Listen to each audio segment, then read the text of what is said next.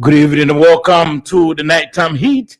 Tonight, this program is being aired right here on Prime FM 105.5 and also relayed on Radio Gegeman that is in the Nima County, Kwatik in the Bon County, and of course, a Radio Wulagisi in the Lofa County. We are streaming live tonight as usual on Prime FM 105.5, Prime FM Monrovia 105.5. You can watch the show online. We are also streaming live on our Facebook page and our YouTube channel. Just tap Nighttime Heat. And of course, as soon as you do so, you're going to watch the show online. And of course, we just don't want you to watch the show. We want you to share the show also so that your friends, your relatives, your loved ones, your partners can also follow on what's happening tonight on the Nighttime Heat. Tonight, we have some major discussions that my panelists and I will be talking about. And before the panelist discussion, we'll be grilling the spokesperson of the House, the Speaker of the House of Representatives. He's Wesley Small. He speaks on behalf of the Speaker. The Speaker has been facing a barrage of criticisms over a statement he made, which some journalists describe as a threat to those covering the Capitol building. And of course, we have the video as well. We'll play the video so that you can listen to the speaker, listen to his tone. I did. Listen to the speaker, listen to and of course, going to listen to the tone of the speaker, and you determine whether the speaker threatening journalists or not. And then also we'll be looking at the vice president, the man who is the second highest individual, most highest in fact, says that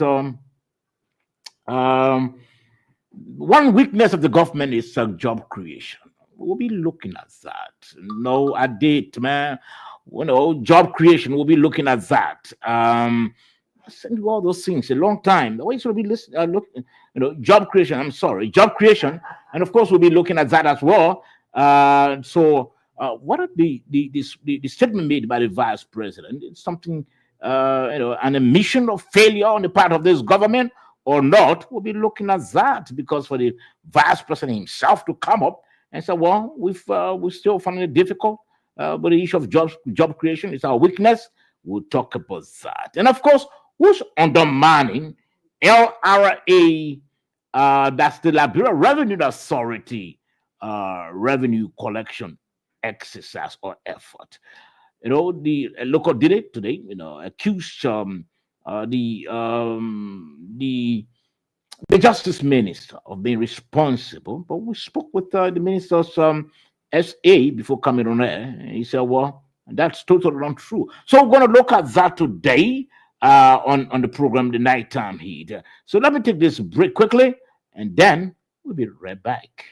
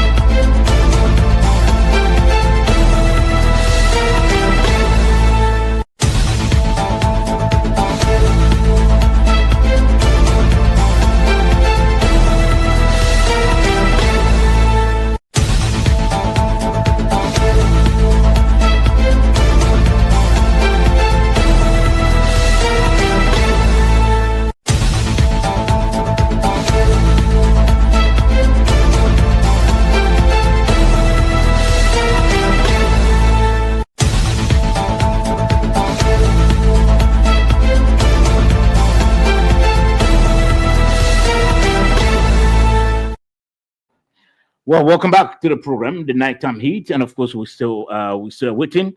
Our panelists, I know Edwin, that's George Kennedy will shortly be here, but we'll have David Tagwood already seated, and of course Moses Sandy will be joining us an hour from now because he's involved with some major work activity at his office. So you'll be joining us an hour from now. So let's welcome Mr. David Benedictus Erasmus Namwita. David, welcome. Yeah, thank you, Sabot, and good evening to our listeners. Okay, so David, apart from the topics I've been talking about, what's trending? Because very shortly we'll be grilling the spokesperson of the House of Representatives, Vasily Sumo. He's already in studio, so very shortly we'll begin the interview. So, but what's been also trending on your mind? Well, what's trending on my mind in recent weeks or months? I've observed that the Ministry of Public Works is doing some work, rehabilitation work of on our streets, major streets and highways. But I'd like to talk specifically about the rehabilitation roads in Monrovia, in the capital Monrovia. I noticed that the Ministry of Public Works is only rehabilitating the streets. I mean, to ensure that vehicles roll with ease. But the Ministry of Public Works doesn't seem to be paying attention to the sidewalks. Yes, the streets that the vehicles ply are well paved, they've been rehabilitated, well paved, but the sidewalks remain cracked. So I don't think it's good enough to repair the roads only to ensure that the cars roll with ease, and then the sidewalks are cracked, you know, and then the sidewalks are cracked. So if you fix the roads, if you rehabilitate the streets and don't fix or repair the sidewalks or rehabilitate the sidewalks, I mean the look of the sidewalks alters the beauty of the streets. Okay. So the sidewalks are cracked. Yes, the sidewalks are cracked. The streets are bad, but you only fix the streets just to ensure that cars roll over. But what about the sidewalks that pedestrians walk on? Yeah, sure. So the Public Works Ministry is ignoring the idea of also rehabilitating the sidewalks. Another thing I'd like to talk about, Sabbath, is that I noticed that many of the drivers, Sabbath, I don't know how to drive.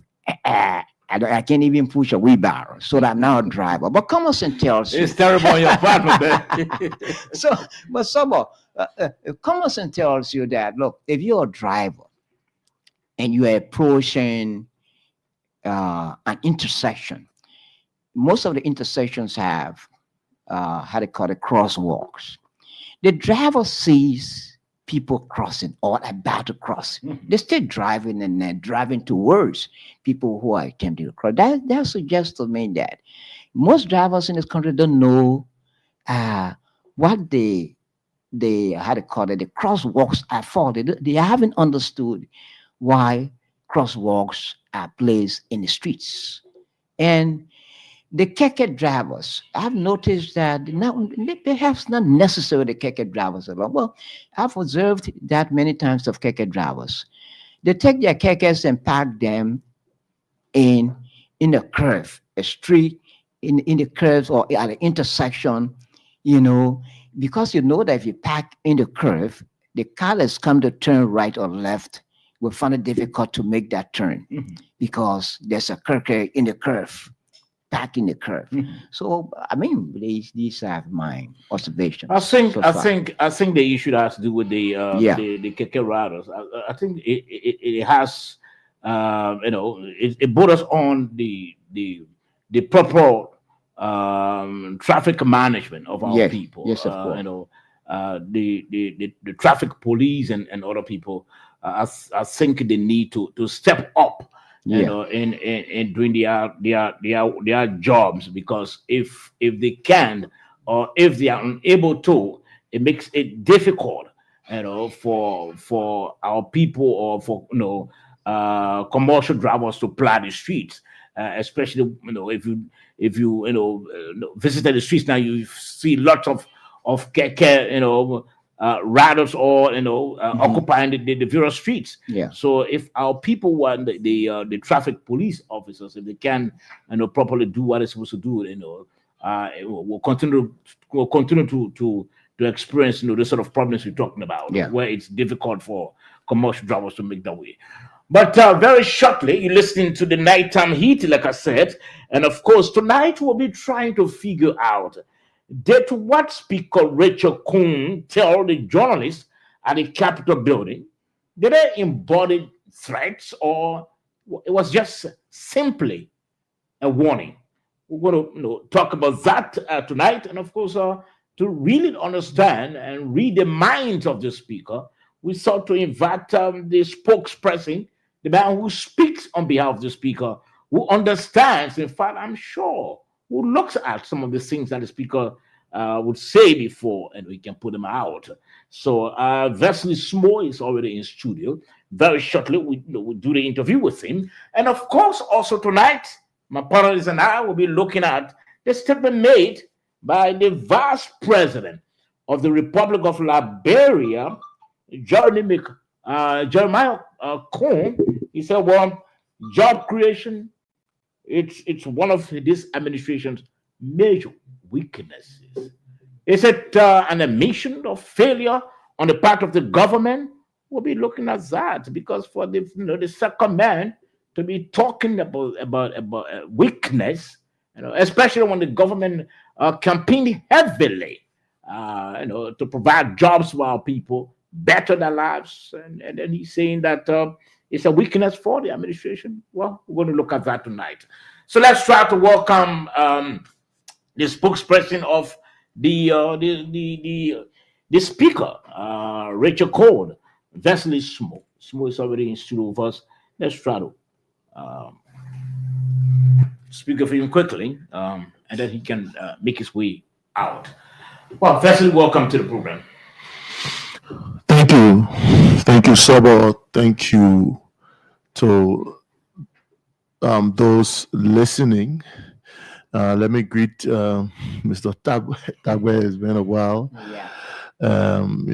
It's good to always be in the company of you big brothers in the media. And let me greet your audience as well, those joining us from far and near. It's a wonderful opportunity to be here again. And I appreciate the opportunity. Thank you very much. Okay, thank you very much. Just shift a bit, and let's welcome George Kennedy quickly. Moses Sani had told us that you will join us in an hour's time, because he's caught up in a meeting at his office in the U.S. He's one of our panelists online, so you'll be joining us in an hour's time to continue with the show. But we've just received in studio our other panelists, the man George Kennedy. Kennedy, welcome to the program quickly. Thank you so much. Good evening, and to my co-panelists, I want to say thank you. To the people of Liberia, you're welcome. Please share the show. We're sorry for coming late. Yes, no, it's understood. And we're yeah. trying to get the video out, to play the video, concerning the Speaker of the House of Representatives. We understand that some journalists, in fact, we saw reaction from the Press Union of Liberia. We hope to lay hands, pull it out, and read that reaction. We also saw a reaction from the Alja, I think all Liberian journalists in the Americas. I think we're also going to pull out that statement from Alja's President Joe Kennedy. My own good friend Alja also reacted. So let's hear from first the spokesperson of the speaker to give us an understanding as to the background from which the speaker had spoken. Welcome to the program again, Sumo. Thank you, Sabo. And had a job. Well, we're coping. Is of course a very peculiar, not tedious, peculiar task. We find ourselves. But why don't you want to say tedious? Because it isn't tedious in my mind. No, okay. I mean it hasn't proven to be tedious. It's not difficult at all. No, I mean, yes, it comes with its own challenges, but not difficulties. Okay. Yeah, because we were prepared for the terrain, so it's not as difficult as you want to say. So what makes it peculiar? Yeah, because it's such a delicate role. Okay. You know, when you have to speak on behalf of the person who has an entire branch of government, it makes it extremely peculiar because whatever you say or don't say, you know, could have an effect, sometimes very negatively, on the image of the office. So in a society where everybody's looking for something on a public official, especially something negative, it makes it even more peculiar what happens in the press, how you react to them, what you say or what you don't say. Yeah, so yeah, the role has come with its own peculiarity, but we're coping, like I said. Okay, so listeners and viewers again, kindly share the show. We are streaming live on Prime FM Orovia 105.5 and also streaming live on our Facebook and our YouTube channel. That's the Nighttime Heat, Facebook and our YouTube channel. This program is being relayed by Radio Gegema, that is in Nema County, Kwatika in Bon County, and of course, a Radio Wologisi in Lofa County. Let's welcome our other panelists, Edwin Framble. Edwin, welcome to the program. Thank you. Good evening to you, my brother, George Kennedy. Is Moses on? And no, Moses will be coming in later. Okay. Yes. By the way, I'm glad again to be here, and I want to say welcome to our guests, the veteran Vesely Smo and the great David Tawe. I've not seen this guy for ages. He's around. Yeah. But anyway, good to see you guys. You know, and welcome to the Nighttime Heat. We're here trying to put the actors in the seat that has serious heat. Yeah, so welcome. Yeah. Okay, so let's try to hear from Vesely quickly. Like we said, Vesely is the spokesperson of the Speaker of the House of Representatives. He's not the spokesperson of the House of Representatives, but the Speaker. You know, over the past 24 hours, the Speaker has been receiving lots of criticisms, barrage of them. In fact, for a statement he made that others have considered as a threat to journalists covering the Capitol. Now, Vesely, just first, you've already told us how the office. We want to straightly go into the discussion. First, give us a background. Give us a background to the statement made. We're trying to pull it out, but our producer is still finding it difficult. I really want to play the video, but you listen to the video as well. Just give us a background. Did the Speaker really issue threats, or it was just simply a warning, or simply a joke, or what was it? They just have it. Thank you for this opportunity, so I really do appreciate, because again, we find ourselves in a society, and we find ourselves in a media space where people would rather opt to make analysis of situations that they basically do not have a contextual understanding of. So I appreciate that you've called me here, so maybe I can provide a bit of context. Yeah. Then the public can judge. Now, the situation at the Capitol yesterday was unfortunate for different reasons. I come here speaking on behalf of our office, not to combat what the media has reported, because we, as an office, understand the role of the media. We're very respectful of the noble role the media plays in the society. We are cognizant of the media's importance and the importance of a free press. I'm a journalist myself, and I will do no such thing as justify any action that attempts to derail press freedom. So I start by saying that the situation yesterday was unfortunate. Okay. Now, it was unfortunate for different reasons. The Speaker of the House of Representatives, Speaker Kuhn, is by nature a jovial person. And sometimes he says things, I mean, as a joke. Sometimes unknowingly, he expects people to, I mean, just see these things as he takes them. Unfortunately, everything now is blown out of proportion. I mean, we have so many media institutions. So every media institution now wants to make a news so that their media institution is recognized.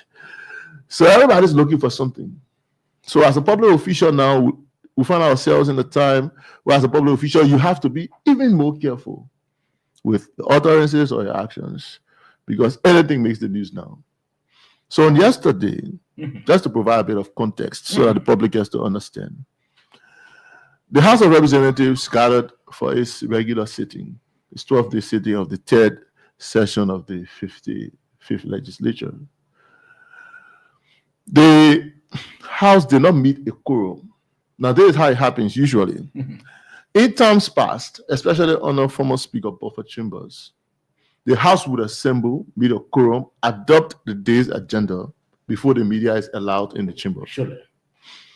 Media persons assigned to the House complained because even prayer, roll call, all these things can make news. For example, if there isn't a quorum, that is news.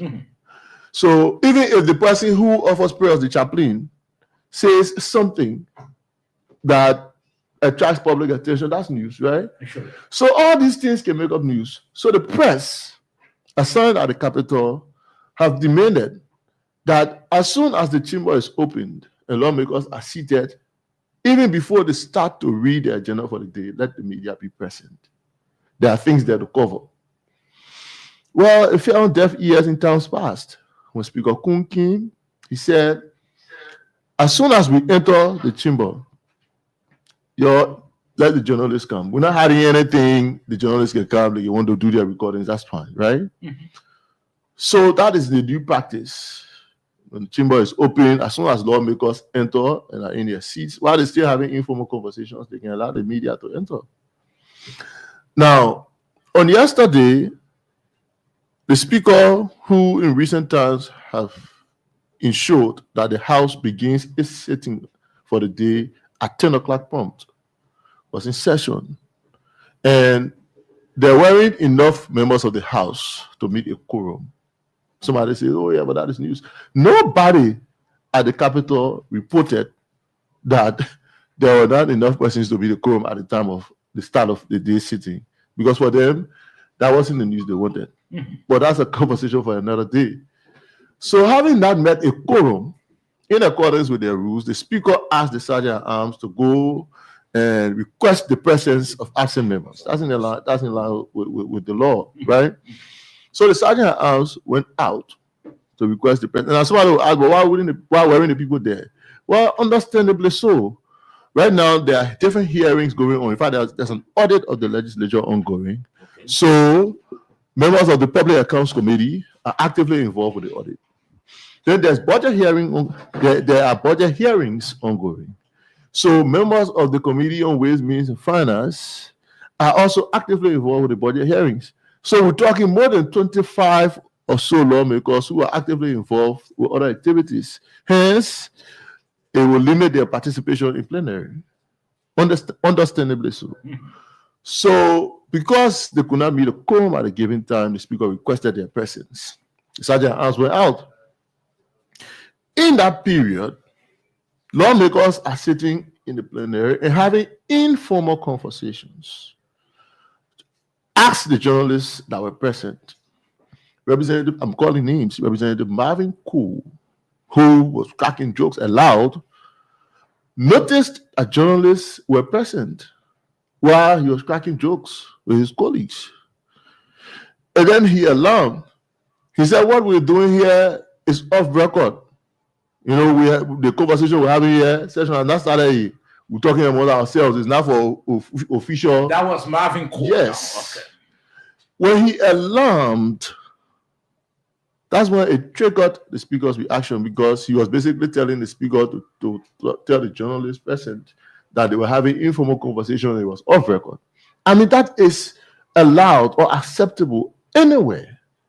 Even in the public space, a public official can say what we're about to say here now is off record. Mhm. I'm a journalist myself. Mhm. As a journalist, when you are informed that the conversation ongoing is off the record, if you decide to record, you're doing so unethically, because you are informed that what is happening here is off record. Yeah, sure. So it's not for public consumption. Representative Cole alarmed that what we're doing here, we have an informal conversation, and not for you to record. So maybe the speaker just picked it up and put it in a harsher tone, maybe to serve as a deterrent, deterrence, or maybe just to issue a warning, right? The tone of the speaker may have been harsh. I mean, we can justify the speaker using words like jail and deal with your. Yes, the tone. Of course, you know, it's easier to jump behind muzzling of the press, threats towards journalists. You know, those phrases are catchy. So it's easier for the media to jump behind those phrases to make it appear that the speaker was targeting journalists, right? But it was basically the same thing. The speaker was simply warning the journalist present, don't record this, don't record what is going on now, because this is an unofficial business. We've not started official business, for which, you know, people tend to forget that the journalists assigned at the Capitol are accredited. It's a privileged assignment. Mhm. Before you get access to the chamber, you're accredited. So when you're accredited, it means you go there to cover the official sitting of the House. But while you're there, of course, the access to information, which should be unhindered, you know, of course, supersedes the fact that there's accreditation. While you're there, before session starts, when you see something that is newsworthy and is important for public consumption, as a journalist, you're under obligation to report that. So there's no argument about that. The people, you know, there were private conversations. I mean, you're in the public space, you can have private conversations. If the media, if the journalist is alerted that no, what we're doing now is informal, please don't record this, right? We're having informal conversations, don't record this, it's not for public consumption. When we start, you can record. Then the journalist was in the know. There were journalists there. I'm hoping some of them are listening. Let me ask you, so that they can confirm. Let me ask you, has this happened before, or this is the first time? What exactly? For the speaker to release, in another word, you know, such words against the journalist. Has it happened before? Never. The Speaker of the House, Speaker Coon, is one public official that accommodates journalists anytime. There's one public official anytime the journalist, in fact, whosoever his advisor, sometimes I have problems. Because every time the speaker is walking and the journalist puts a microphone to his mouth, he's prepared to talk. Sometimes I tell you, I say, you don't have to say, don't say anything, say no comment. I mean, you don't have to always speak to the press. But because of this speaker's relationship with the press, you always want to talk to them. Every time the journalist at the Capitol stop the speaker, he stops. Now, let me ask you, what came out of the speaker's mouth, let's put it that way, how do you term it as a spokesperson of the speaker? Yes, you said, yes, it was a bit harsh, or is it a threat because it's being spread as a threat, so people being describing it as a threat? Do you see it as a threat, or do you see it as just a mere or simple warning? So you see, Mr. George, it's not for me to decide whether it was a threat or not. Well, what were the exact words of the speaker? What did he actually say? Well, the speaker said, I mean, he was saying in regular tone that what we're doing here is informal. If you call, if I hear anything that happened here, also, I will deal with you. If I deal with you, you should change my name, or I'll jail you, and those kinds of things. Yes, those were the words of the speaker, right? Now, you're asking me whether I see as a threat. The reason I ask you, you are the spokesperson of the speaker. I mean, you sit with him regularly, you read his mind, you know his school of thoughts. So do you think the speaker was intending to issue a threat, or he was just intending to warn them? So yeah, like I posted on my social media account yesterday evening, it was simply a warning. It was a stern warning. It's never a threat. But again, it's not for the speaker to decide. Once the speaker says it, those to whom he has said it are the ones to decide whether they feel threatened by it.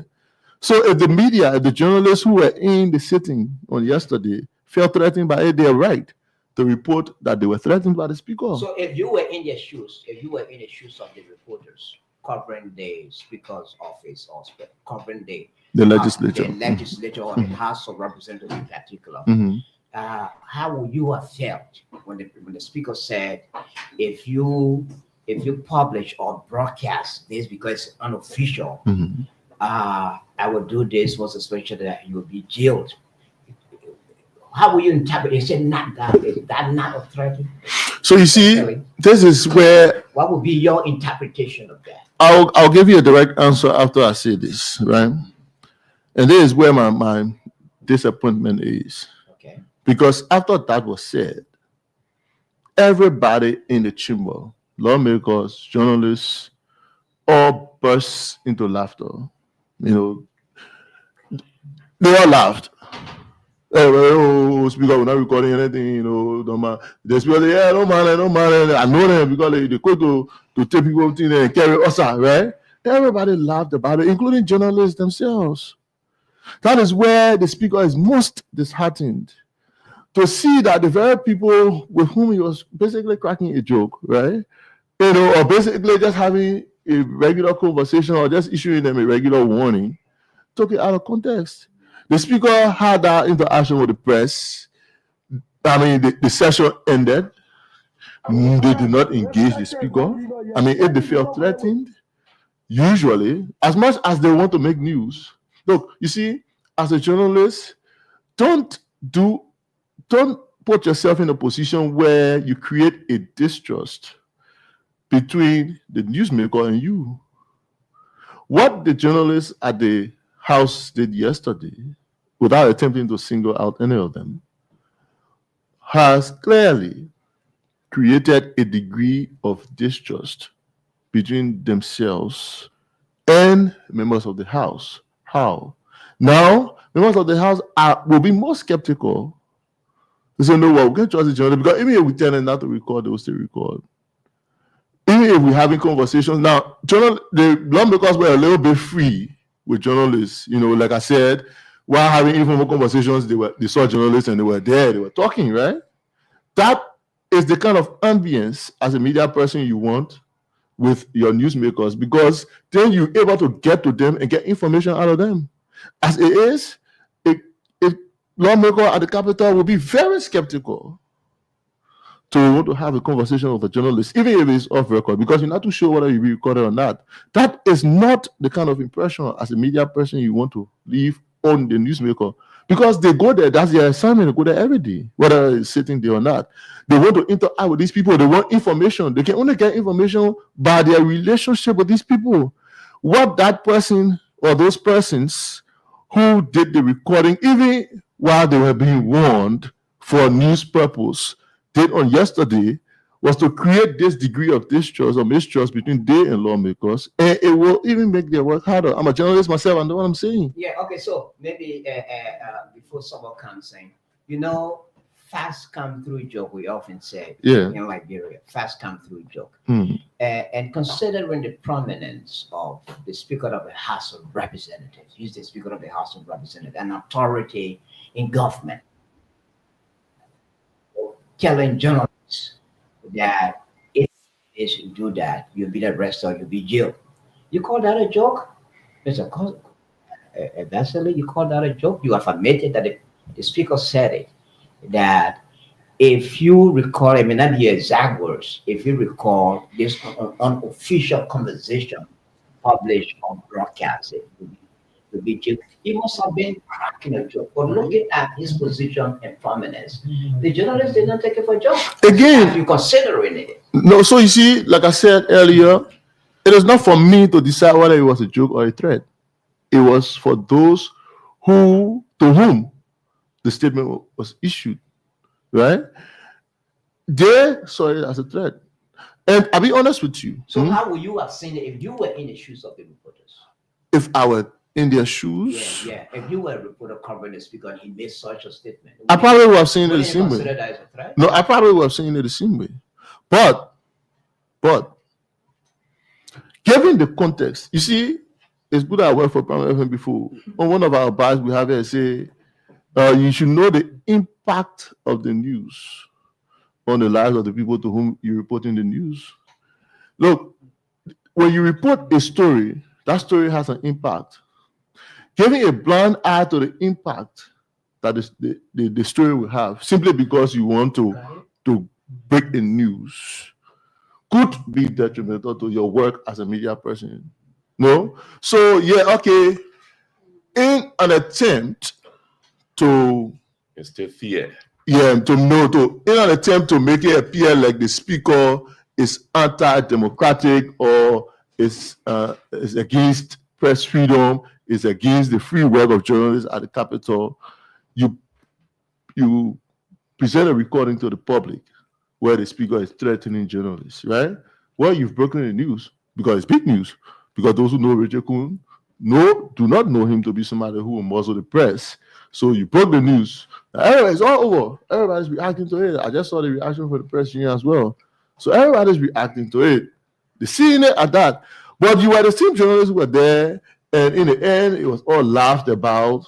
You probably took it as it is. But because you want to break the news, you're breaking the news, fine, right? As for us as an office, we take responsibility for how it has turned out. We take full responsibility for it. Why? Because we said it. We're not running away from our words. We said it, and the negative reaction it has garnered, we take full responsibility. Okay, let's see what we can. But let me learn on this. Yes. We don't intend to leave it as it is, because we owe it to our office and to the legislature as a whole to reassure the media that what we said did not come with malice, that what we said was simply a warning, yes, said with some sternness, but it was simply a warning. We intend to go beyond that. We're engaged over the coming days. We're engaged with the press assigned at the Capitol, and we're engaged with the mother body of journalists to reassure them of our office's commitment to freedom of the press. Our words have been misconstrued. We'll be honest with that. We believe strongly that we are being misconstrued. Is that what you're saying here? Yes. Okay, let's see what we can play this video quickly because we've been trying to pull it out. Let's see what we can play the video. Misconstrued? Yes. Okay. It's not legal yet. Any we come for here with you. Let's start not legal to get coro. We are not video recording talking. You're telling me when you're crying. We put it on my money. Let's start must be legal. But coro, they told together record and start talking. No, to catch you. Don't believe it. Okay. So what is misconstrued in there? What is misconstrued? I mean, listening to what the speaker has said, what do you think that people would want to misconstrue, or what they've misconstrued in there? So firstly, throughout that audio, it's because they're we. It's because they not say it's because they not say I will jail, you know, I say I will catch you, I will do this. He's speaking as a leader of the body. Good. He's speaking as a leader. So if we put that into context, I mean, I'm not trying to again before we even go into that, I'm not trying to justify the speaker's comments as it has been taken. I maintain that it is being misconstrued because it has been misinterpreted.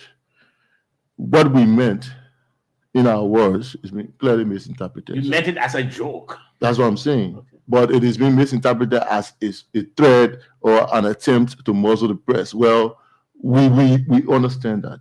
But the point I'm making here is, if the speaker wanted to say, I will do this, in his capacity as speaker, will say, anybody do this, I will do this, I will do this. The speaker kept saying that we are having an informal conversation. If you do this, we will do this, we will do this. It means that the speaker recognizes that the journalists assigned at the Capitol do not work for him. And if there's an action that should be taken against journalists, it has to be an action sanctioned by the whole body. So yes, as the leader, he's taking the stick, right? He's the one everybody say, oh, the speaker said this, speaker said this, speaker said he would do this, speaker said he would do that, right? Even though the speaker did not say he would do it, he said we. But that's not the issue. For me, it has happened. We feel sad that our words are being misconstrued. We honestly do. We did not wish that it would have gone this way again, but we had no control over it once it had been said. We take responsibility for how it has gone. We intend to correct it. We don't intend to create any warfare with the media, not at all. In fact, we're very good friends with the media. We're hoping as much as possible that in the coming days, we can find a way to harmonize this, give them some reassurances, and ensure that they continue to do their work at the Capitol without fear or favor. Okay, let me just read the reaction from the Press Union of Liberia. Threats by Speaker Combs manifest increasing hostility towards journalists in Liberia, PUL alarms. The Press Union of Liberia believes verbal threats by the Speaker of the House of Representatives to deal with journalists by grabbing and jailing them are yet another frightening manifestation of the steadily increasing hostility towards journalists in Liberia. The union is alarmed by the threats from Speaker Rachel Combs, who on Tuesday, 25 November 2025, warned journalists covering the House of Representatives against recording communicative exchanges in the chamber in the absence of official plenary session. To the press, this session is not legal yet. Anything you record from here, we will deal with you. The session is not legal yet until we get quorum. We didn't ask you not to be doing your recording while we are doing our talking. Okay, they were just trying to quote the speaker. The threats by Speaker Combs signal a clearly dangerous mindset by a certain public official of his kind to weaponize state power by intimidating, harassing, and molesting journalists while restricting the right of the public to know and have access to information. Speaker Combs must be told that every open session in the chamber of the House of Representatives bears the nature of privileged information, legally allowing journalistic coverage under Article 15 of the Constitution of Liberia, which guarantees freedom of the press with no limitation on the public right to be informed about the government and its functionaries. While it remains to be determined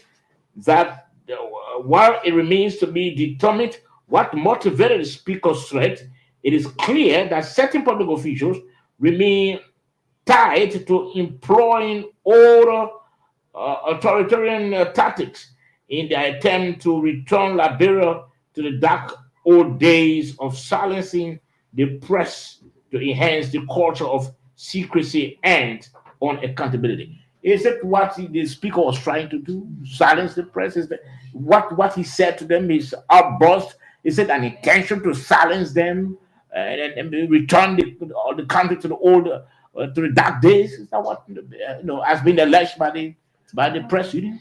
Again, so I mean, it is the press union's interpretation of the incident. I can't blame the press union for jumping at the speaker's words and interpreting his words as the union has done. I mean, the union has a role in the society, it has a responsibility to protect journalists. Like I said from the onset of this conversation, I can clearly understand, it's easier to jump behind phrases like, targeting the press, taking Liberia back to the old days. Those are catchy phrases. Those are the kinds of phrases you put in in your press releases that encourages people to read. So, I mean, when the president says the speaker is certain public official is threatening and wanting to take like real back to the old days, intimidating, those are the kinds of words that people want to read. But the first thing, But the honest truth is that before you, to say I'm a little disappointed in the language used by the union will be a little, maybe a little bit too harsh. But for the fact that the president of the press union came to our office to have a conversation with us. If you Today? Look, yes, if you see that release, you see that there's a quote from me. Because we had a conversation. I put into context, like I'm doing now, what happened. Okay. And what the speaker's actual intent was. To see that at the end of that conversation, the union goes, and still comes up with a release that makes it appear as if the speaker was attempting to use a military decree, to silence the press. It makes me a little disappointed because I thought the union came to ask us so that we put it into context. Okay. So but again, I can understand as journalists, we want to say something that will make people want to read. So yeah, I mean the union has come up with a statement, strong worded statement, as we always say. But we do not feel hard done by that statement. We think as journalists, as the mother body for journalists, the union has a responsibility to protect its members. All we can do is to continue to work with the union to make them to understand our true intent. Let me hold you there because I'll be coming for a question. But let me keep the question first. Let me read this article from the Association of Liberian Journalists in the Americas, ALJA. ALJA condemns House Speaker. Wow. ALJA condemns House Speaker Rachel Cohn threat against accredited journalists at the Capitol building.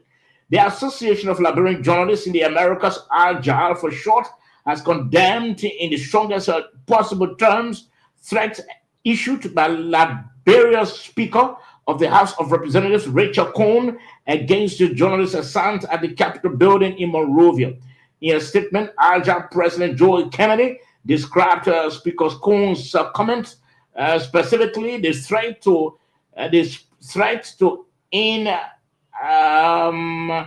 incarcerate accredited journalists performing their constitutional and professional duties as hostile, alarming, and deeply troubling for any democratic society. Mr. Kennedy noted that such remarks create a chilling effect on press freedom and to undermine the essential role of the media in promoting transparency and accountability in governance. ALJA emphasized that the speaker's threats are unacceptable, reckless, can you imagine that? And incompatible with the standards of democratic leadership. Let me leave it that way.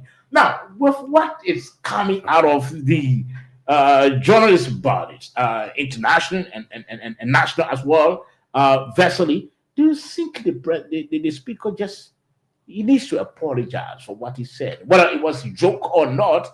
But the fact that he has elicited this sort of harsh reactions and words are coming out of journalist bodies, international and national, you think he needs to apologize? I don't like to sound disdainful towards media, institutions or persons when they proffer opinions on issues, because I think we all have a role to play. Yeah, sure. But I think like I stated earlier, that I'm a little disappointed with the statement from the union, the press union, because they had a conversation, and I thought, at least because we made our intentions known and because of how we made them understand what steps we intend to take, I thought, whatever statement that was coming out would have been done in context, and not just blindly using what was reported as the basis for their statement, given that they spoke with us. As for ALJA, it doesn't surprise me. Somebody sitting in America and sees a recording online without attempting to reach out, to issue a statement, use words that will make people to feel like they're working. That doesn't surprise me. I'm surprised by what's coming out of the Press Union of Liberia because they had a conversation with us. Again, the Press Union said, the speaker must retract his comments. You asking me whether the speaker will apologize. You see, most times we get drawn to these things. They say, okay, it's the honorable thing to do. Issue a statement and say, I retract my statement. Well, as much as that is, because that's the easy route. That's what we're used to in Liberia. Somebody says, oh, okay, sorry, I'll say. How does that change the person's true intent? Correct? For us, we intend to make ourselves, our intentions clear. Not just by saying, okay, we said it, we're sorry. We don't just want to come and publicly apologize and tomorrow we'll go down and start taking actions that do not commensurate with the apology. We want to take practical actions to show that we did not mean what is being reported. So, okay, yeah, maybe retracting the statement, does that change? I mean, everybody has heard it. When you say, okay, I didn't say it, does that change what people think about it? No. For us, we engage with the folks themselves. We intend to engage with the very people who are covering, the people to whom we were speaking. We intend to engage with them, to make them to understand that we did not mean, what they reported. Our words are completely different from what they reported. That's what we intend to do. A public retraction of the statement, for me, is cosmetic. We Liberians are used to that. Okay, we say sorry. Well, how does that change it? Is Speaker Kun embarrassed by, No, embarrassed is a very strong word. Is he troubled? He's a little disappointed. He's not troubled at all. No, I mean, he troubled, yes, in a sense that he did not see that the members of the press covering the legislature would even attempt to think that he is that kind of person. That's what troubles him, if anything. That the people with whom he deals with, he interacts with every day, he makes a statement in a jovial form, they laugh about it, and then they report it and make it appear like he's being brutal or dictatorial. That's what troubles him, because he expects that they have a relationship already. Okay. But to say that the fact that he has gone out and everybody's making some negative reaction towards it, no, that doesn't trouble the speaker. Because the speaker knows that's not his intent. Does it take away from the speaker maybe part of his his influence and the way people see him as an honorable to be going through what he's going through currently, especially with some harsh words being used on him? Does it take away from him? And that's why I'm here. So, if this had no public impact on his image, I wouldn't be here. Okay. Because we understand that given the negative reaction to the speaker's comments, there is this negative impact on his image as the holding the third most powerful office in the country ahead of the legislature. It has a negative impact, not only locally, internationally. These things are on international wires, the wires of global village. So does he regret? Somebody says in America, for example, Aja, yeah, they've got no clue, no context about what happened. The issue is statement. Somebody in America is reading the Aja statement. Oh, that speaker is down there and was in the press. Mr. Small, the fact that it's troubling. Does he regret actually what he said? When you met him after the statement was made, and then began seeing all the reactions and reading the reactions, does he regret that he said to you, "Well, if I had known, I would have never said what I said to the journalist"? Does he regret what he said? No, the speaker doesn't regret his statement. He doesn't. He regrets the misconception. The reaction? Of the statement. No, not the reaction. Mm-hmm. The misconception. Yes. So it means that the speaker stands by what he said, that journalists, if you report or you cover when you know exactly that we have not achieved quorum yet, if you do recall whatever whatever we are discussing that's unofficial, we're going to grab you all and jail you. So it means that he stands by what he said. No, so again, that is a misconception. Okay. So what the speaker regrets is that people think that he's actually going to grab journalists and jail them. Okay. That's what the speaker regrets. So he's not known for that. Well, I mean, I don't He has know. no history of this. No, right? So the speaker is clear that journalists covering the sitting of the House should know when there is a formal and there's an informal conversation ongoing. Look, I was reading through our laws, trying to figure out or trying to plug out whether there's a law that protects private conversations in public spaces. Unfortunately, there's nothing. And you see, that's why maybe these conversations are good. So that maybe the legislature now begins to say, okay, let's start finding a law. There's a data protection law, cyber and data protection law that is currently before the legislature that they're working, or maybe they can, as a result of this incidents, they can find a way to put some of these things in the law. Look, because I can be a public official in the public space and have a private conversation. Look, if this Mr. Kennedy here and myself, we're sitting in the public space, and I bend over to him and to tell him a secret. I mean, how am I supposed to be recorded simply because I'm in the public space? Well, that's a private conversation. So yes, there should be laws governing private conversations in public spaces. As lawmakers, they go to plenary, they sit in the chamber. If a lawmaker bends over to his colleague to have a private conversation, should they be recorded? Okay, finally, before we take a few calls quickly, 0778 460 we want to take a few calls so that we can just end the interview with you, and then you can go. 0778 460 793, 0778 460 793, or 0886 050507. Again, 0886 050507. Let me ask this question, Vesely. The speaker, I'm okay. Let me take this caller quickly. It seems that calls coming in. And besides, you can also call on our other line, this privileged line, 0776 540 987. Let's hear from you. Good evening. Good evening, sir. Yes, sir. And good evening to Vesely. Vesely, please tell the speaker that place that is private evil. It's a public evil. One thing that happened, you'll be on camera. They shouldn't go about intimidating journalists. What is the name? The journalists are doing their work. Are doing their work. Yeah? Okay, hello? Hello? Hello? It's a laboratory error. Hello? I'm here, no, when I'm power, the people is exercising. He just go around intimidating people. Okay. All right. Let's hold you there. Let's hold you there. We're trying to ask what we can call your name. You don't want to. Let's take this call on the line quickly. Good evening. Sabo George, good evening. Yes, sir. Your name and where you calling from? To Vesely. Sabo, my name is Ronald George, and I am a legislative reporter. Okay. So, Sabo, yesterday, I was in the chamber when the speaker intentionally made that statement.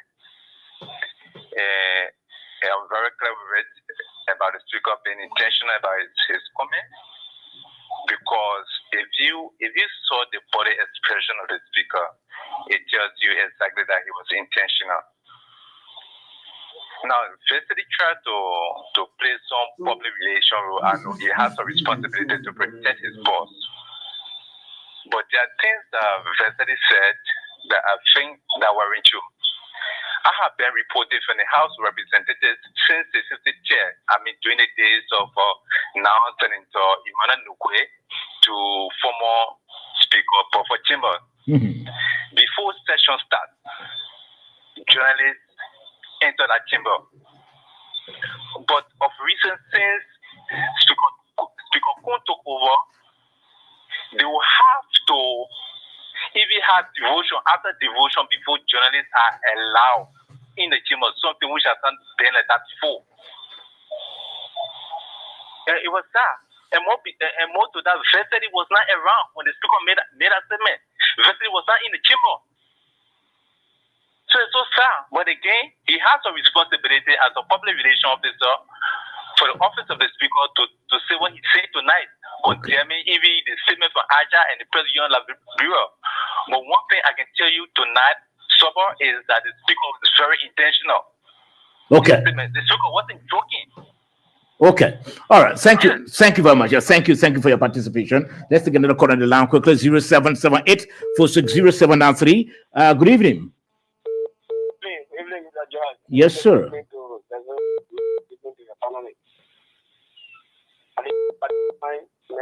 family appointment on a couch. You know, there's no, I think, when you're on our seat, family, today, when they were on, I think you some more who was supporting the majority player in your Kennedy move and do your PR work for. But for me, I one of the supporter Speaker Kun, but to be on that value, while listening to the statement Speaker, I'm happy. That with this, I want for the Speaker, simply in short, in made a statement, and chat a statement. But the one who calls fails, he will support our leaders when it honest to the for this, it's not good for you. So please try to take it back. The statement can be used as a party. You can be telling people living with you or they are children. No, the people they are men and women. They are to the houses and they go down and they go. So you can be talking to them they live with you. Okay. You must support. It's not for him to do a good thing. For him to do of our country, there's also more fire the in informal cover, speaker cover, some of support him. You know, must stay alive. Thank you very well. Okay, many thanks. 0778460793. I'm sure we'll take calls up to 10 minutes after 9, and then Wesley can leave. 0778460793, or better still 0886050507. Good evening. Good evening. Let me say good evening to one of my admirers, the person very small. My name is Igu Vavana, member of Unity Party Intellectual Bureau, a couple of Blue Community tonight. Basically, you are one of my aspiration tonight again. Because why I will not expect you that if you say,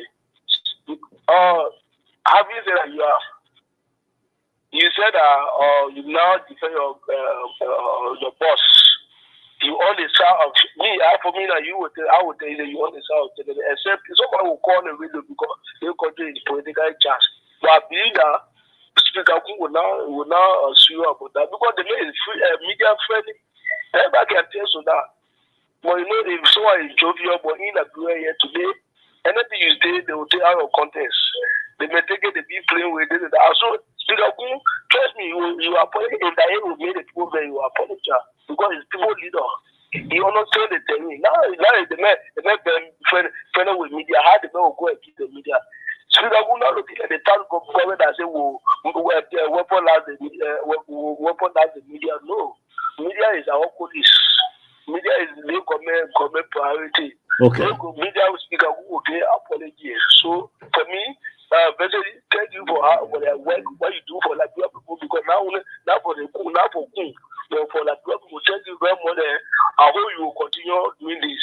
Okay. Someone will call, don't be deterred. People will still call and tell you say you are a pro, because you're working for the man, you defending the man.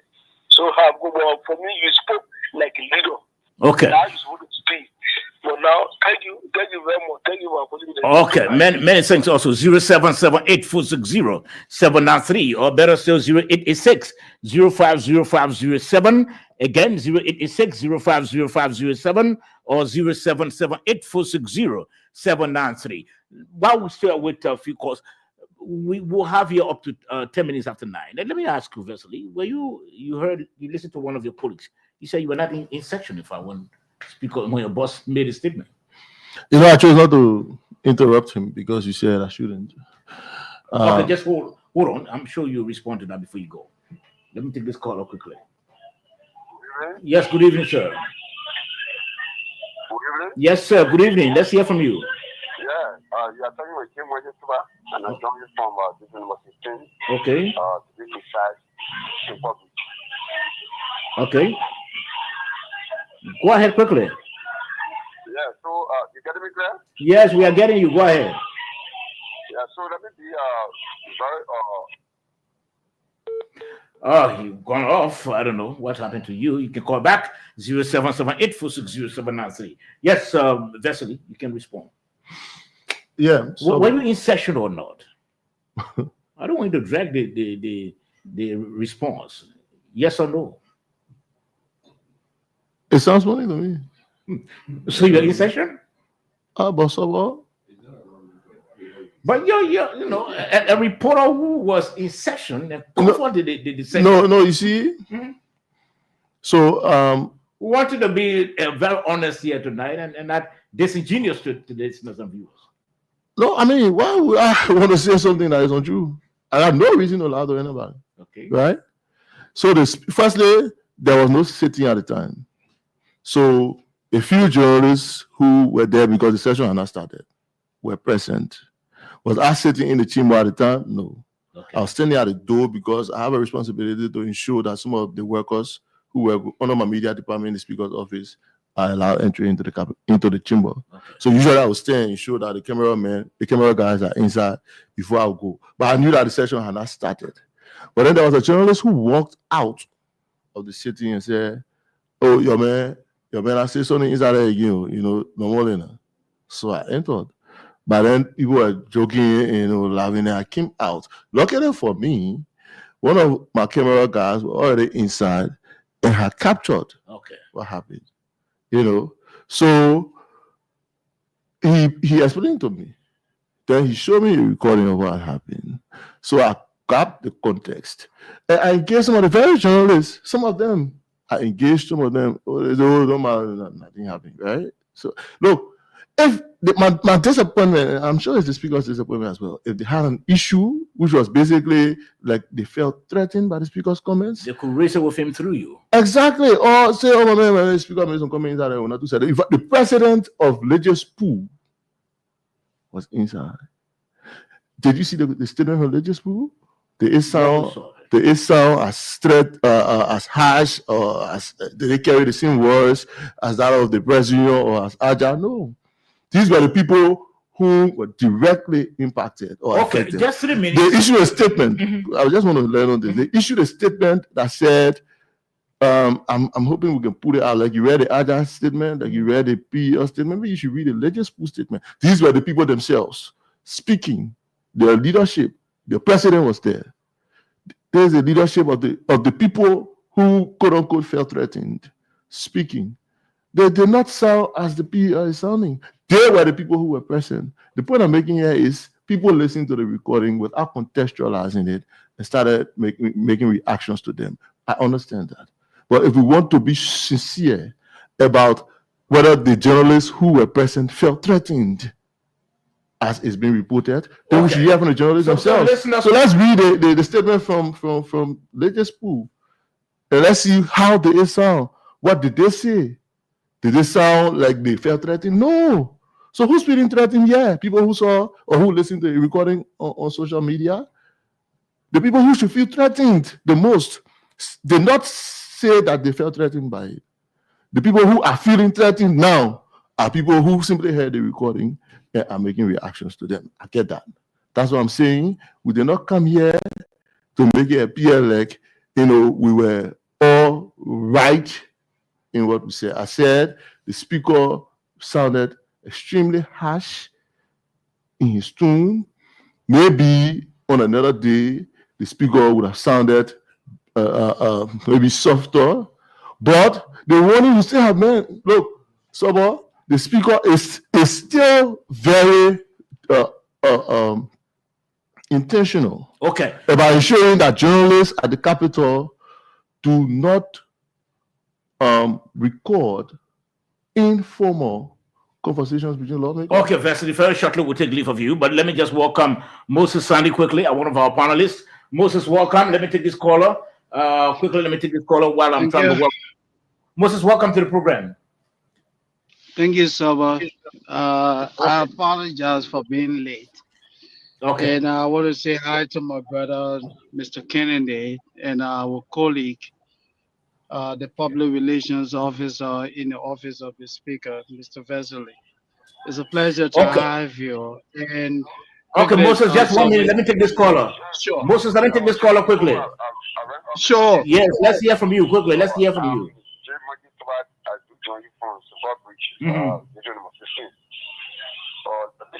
Thanks to you and your family in studio today.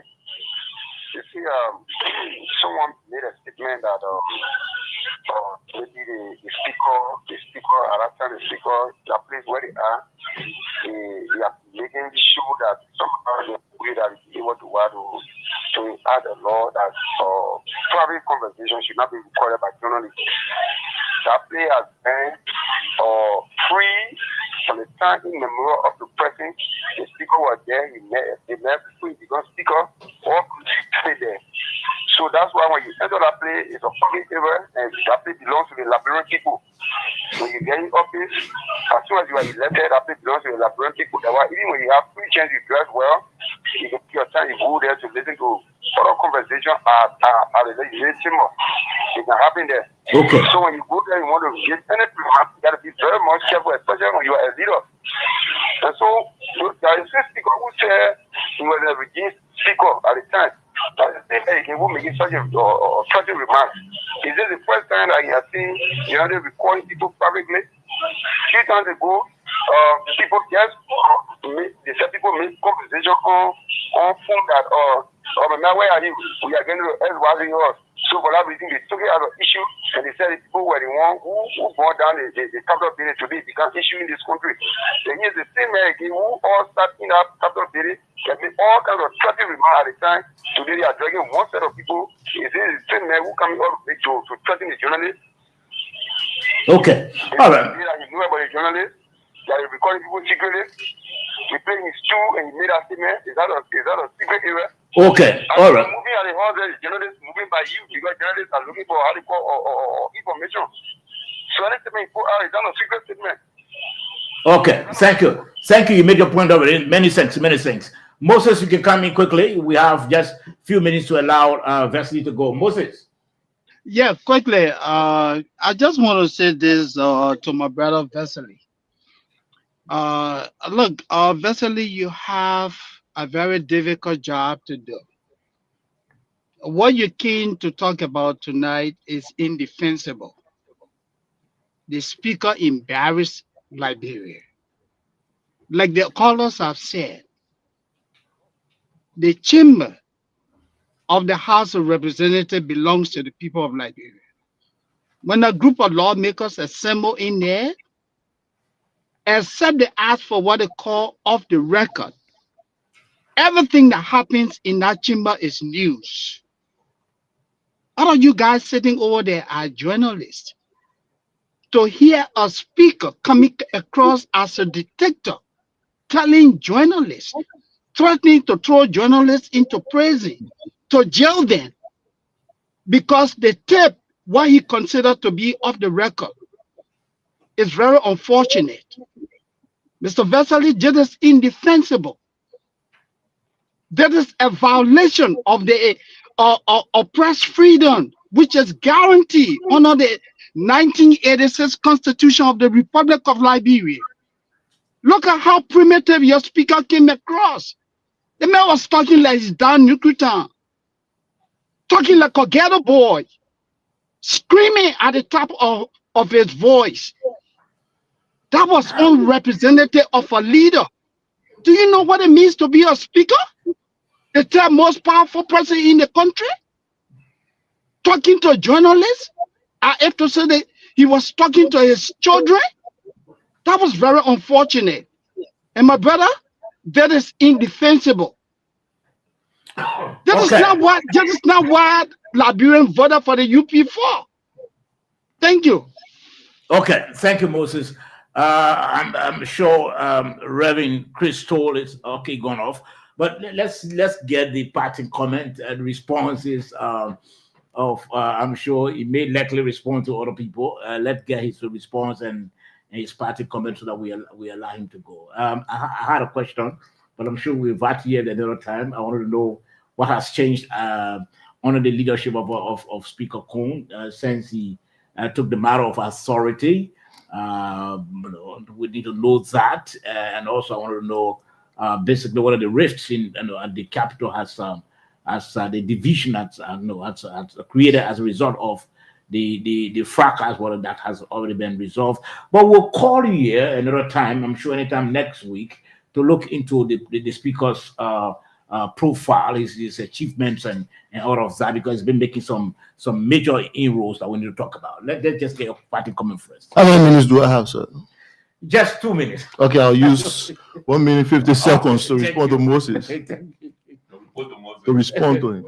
Only Moses? Yeah, I'll use him as a basis to respond to the rest of the callers. Okay.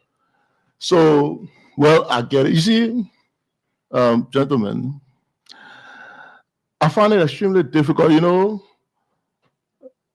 the local media has sold the space to the media in the diaspora. The media in the diaspora is controlling the narrative instead of the local media that is on the ground and seeing firsthand and understanding the context. I'm responding, sir. You do not interrupt Moses. I knew you not say that. It saddens me, you know, that people can sit in the comfort of their homes in the US or in other parts of the world and attempt to paint a picture of understanding what has happened locally more than the people that hear themselves. I'm not surprised by Moses' comments. He sounds like that all the time. He attempts to show as if he knows and understands everything. No, he doesn't. I'll take his words on the chin. They don't move me, you know, saying the way the speaker sounded, all of that is indefensible. That's on him. Because look, I tell you what, he knows absolutely nothing about how the speaker functions, how the house operates. He doesn't know. He doesn't. I bet he doesn't have anybody at the Capitol with whom he speaks to understand how things happen there. He basically, like everybody has done, saw or listened to an audio on social media and has created a perception about what has happened. That's unfortunate for a former journalist.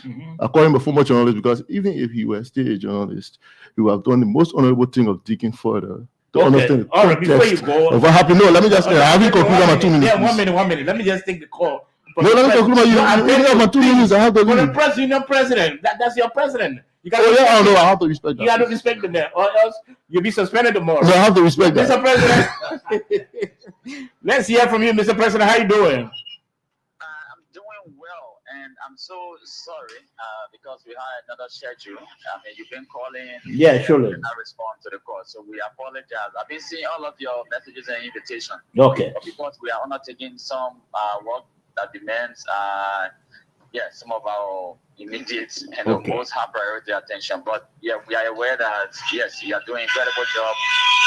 Yeah. Okay. So first, we want to hear from you. Just give us just highlight what the PL put out today as its reaction to let him know that I'm here. What I consider as threats to the to journalists by the Speaker of the House of Representatives, Rachel Cohn. We have his spokesman in studio already. Let's just get a highlight from you. Well, thank you, and I'd like to thank Cecily also for coming to provide their perspective. But first, like we stated in the statement, the President considers the remarks or statements by the Speaker as a threat, and this is yet another manifestation of the growing hostility towards journalists and the media in Liberia as state actors. And the President does not agree with the Speaker that the open session of the House of Representatives conversations by members of that particular body cannot be recorded by the journalists or the media that converge over there. This is an open session. It's not an executive or secret session where journalists are restricted. So we believe the Speaker and should be able to retract the threat and should be able to also apologize publicly because from my conversations with some actors at the legislature, including the office of the Speaker, it seems to be what they are telling us is that he did not mean what he said, and he's somebody who respects the press. But I'm just saying that you respect the press and saying that you grab and deal with and jail journalists for recording conversations in the public glare is one thing from your own commitment to press freedom. So we believe that Speaker Rachel Cohn who was the third most powerful position in the country. He's got different security forces behind him. He has to publicly come out and apologize for what he said. Okay. All right. Also, to threats against the reporters who are covering the legislature, especially the House of Representatives. Okay. So, Mr. President, before you go, let me try to ask you this question. You stated, we also heard that you had an interaction with the press team at the in the office of the speaker, and you just admitted to that.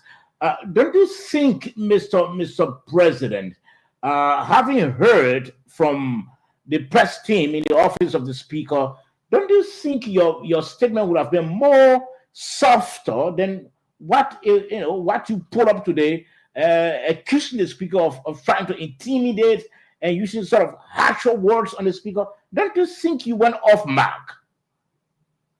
Well, the president is the president. The president speaks from an impartial perspective.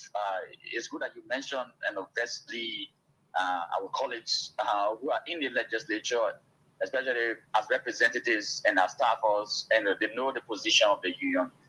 When a journalist is, for example, we are very clear. We can come down very high or harsh on that particular, but it is in proportion to the statement. So we cannot sit and honor play or threat from a speaker and say, oh, he was joking, he did not speak, and with malice, right? I mean, the speaker, he was have consequences, and the president will have to be clear. You can remember that journalists have been attacked, assaulted at the level of the legislature on Capitol Hill. In fact, when Representative Kumo at the time was representative without the speaker title, I mean, some people associated with his faction, they were attacking members of the press. So we have to ensure that that journalists at the Capitol building, they have a secure, safer, and more conducive environment to operate. That is why we take the interventions by the communication team of the speaker, the communication team of the House of Representatives, and some lawmakers that the president will have to intervene and to find a pathway in terms of dialoguing. But we should not underestimate the remarks by the speaker. That we are very clear. I mean, the president will have to come down as strong as possible to ensure that the rights of the people of Liberia to information, to journalism, to media, will have to be protected and defended and promoted by the speaker. Okay. I mean, the speaker have not had such a situation before that. I respect that perspective, but it does not mean that if he says something, we should take it for granted. No. Okay. It's not a small potato in terms of the governance and the functions that he holds in the country. He has got people who are his followers. He has got people who work in his offices. Some are security forces. They carry weapons. And we don't want a scenario the speaker is in threat, and then the threat begins to manifest itself in terms of a physicality of journalists in the country. Because the speaker should not be even issuing threats. I mean, okay. All right, Mr. President, thank you very much for your time. Thank you very much. We hope to have you on this program anytime next week. If he has any question, he can raise any question so that we can be able to provide clarity if he wants. Vesely, he said, do you have any question? No, I don't. Okay. All right, Mr. President, thank you very much. Okay, thank you. Okay. Yes, Vesely, you can just respond and then close up. No, I wouldn't respond to the president of the union. I mean, I understood clearly his position and the position of the union. Okay. He said they are under obligation to react to the statement as it was said. And regardless of the fact that they got the context, they are under obligation to react as a union to the statement as it was made. Okay. I get that, right? Mm-hmm. Hence, the usual structural way of saying we condemn, it's an attack, it's a threat. I get that, right? It's good that he has also admitted that he went to the Capitol, he interacted with me on behalf of the office, he interacted with the press director at the Capitol, he interacted with another lawmaker who, all of us said the same thing to him. So yeah, it's good that he has admitted, and it's good that he has also said that we have engaged him as the head of the union to form a part of whatever dialogue there could be as a result of our statement. Again, let me close by saying, and I will not go back to Moses. He can keep up with whatever he wants to say. The office of the speaker is very clear about our approach to a free press, especially for those covering the House of Representatives. We want to reassure members of the media that we will continue to provide an enabling environment, a safe space for journalists to operate. We have no intention whatsoever to crack down on information dissemination. The right to information is a fundamental right provided for in our laws. The speaker, as the head of the branch of government responsible for making the laws, cannot be the one going against that. We recognize that. For the nature of the tone of our comments, for which it has been misconstrued, we, to a large extent, regret that. Do we say an open side? Yeah, on behalf of the speaker, I can even apologize here. For those who see his comments as being counterproductive, we can even apologize that. We're not too big to say, okay, on this one, saying it has been misconstrued, okay, we're sorry, but that's not what we intended. That's not an issue. We can do it with open hearts and open minds. But I would rather us, the public and the journalists covering the Capitol, to see it through our actions. I can come here and say, okay, the office is sorry. Tomorrow we'll go for sitting and we'll start muzzling the press. Okay, and you're recording. You don't come here. You're saying, oh, sir. It's different from us coming on the radio and saying we're sorry. For us, I want the journalists to judge the office of the speaker by our actions towards them. So before I leave again, lastly, let me say that Speaker Coon is committed to providing a safe space for media practitioners everywhere, not just those covering the legislature, everywhere, anywhere, and at any time. The speaker is open to working with journalists. The speaker has no malice towards media practitioners, but the decision to record informal and secret conversations amongst lawmakers, that the speaker is not wavering on that. The speaker remains unbending on that. The speaker wants journalists covering the legislature to understand that when the conversation is off record, it's off record. If it is made known to journalists that this conversation is off record, recording such a conversation is unethical and unprofessional. I thought beyond just the regular criticism, people would also want to point out journalists who go about doing these things, because we don't solve a problem by simple condemnation. We solve a problem by recognizing that there is something fundamentally wrong. Maybe the reaction from the speaker was harsh, but is there something wrong? Somebody says, once you enter the chamber, it's a public space, you can be recorded. Well, maybe they're right because there are no laws governing that. But hey, because I walk in the street, I'm on Broad Street, does that mean that if something is happening to me privately, somebody can record me and put me on social media? Does that mean that? No, I don't think so. We have a responsibility to respect the private spaces of others, even if it is in the public. And the lawmakers are of no exception. Okay, Vesely, he's Vesely Small, Mr. Vesely Small. Yes, Moses, Vesely will have to go. Yeah. Okay. Before he goes, let me. Moses talks. I will have to talk after him. Yeah. Vesely, allow me. Let me speak. I will have to talk after him. And you don't want this conversation ongoing. So about do the honorable thing. Let Moses respond to me. Come down. I will not respond. You have to give me time. Vesely, come down. No, but we don't have time. We came on the show late. Yeah, let's see, my brother. You have come early enough. You're wasting my time. I have to leave. Vesely, come down. Don't be like your speaker. Calm down, my man. Don't be like your speaker. Calm down. Calm down. I don't have the time. Vesely, be civil. Moses, no, you I'm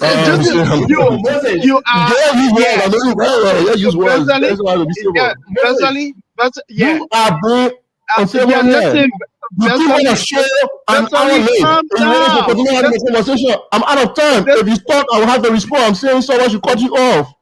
Vesely, because I have to leave. Yeah, 1 minute. Moses. No, but yes.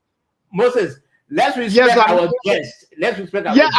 I do understand, but I want you. You're not respecting me. I'm saying respect the fact that I have to go home. Listen, my man. No, I'm not listening to you. I will not listen to you. You allow have the to man do to the moderate. Let me leave. Moses, please, the man will have to go. Let the man go. The man will come back next week. Yeah. Don't be calling shit all in mouth. I can't be leaving okay. I have to respect that. Okay, Lord Summer, let me say Yeah. this. The man will have to Don't leave. say anything. Leave it for another time. Come on, man. No, I'm not going to give you the time. I will Don't be not. like the speaker. Come on.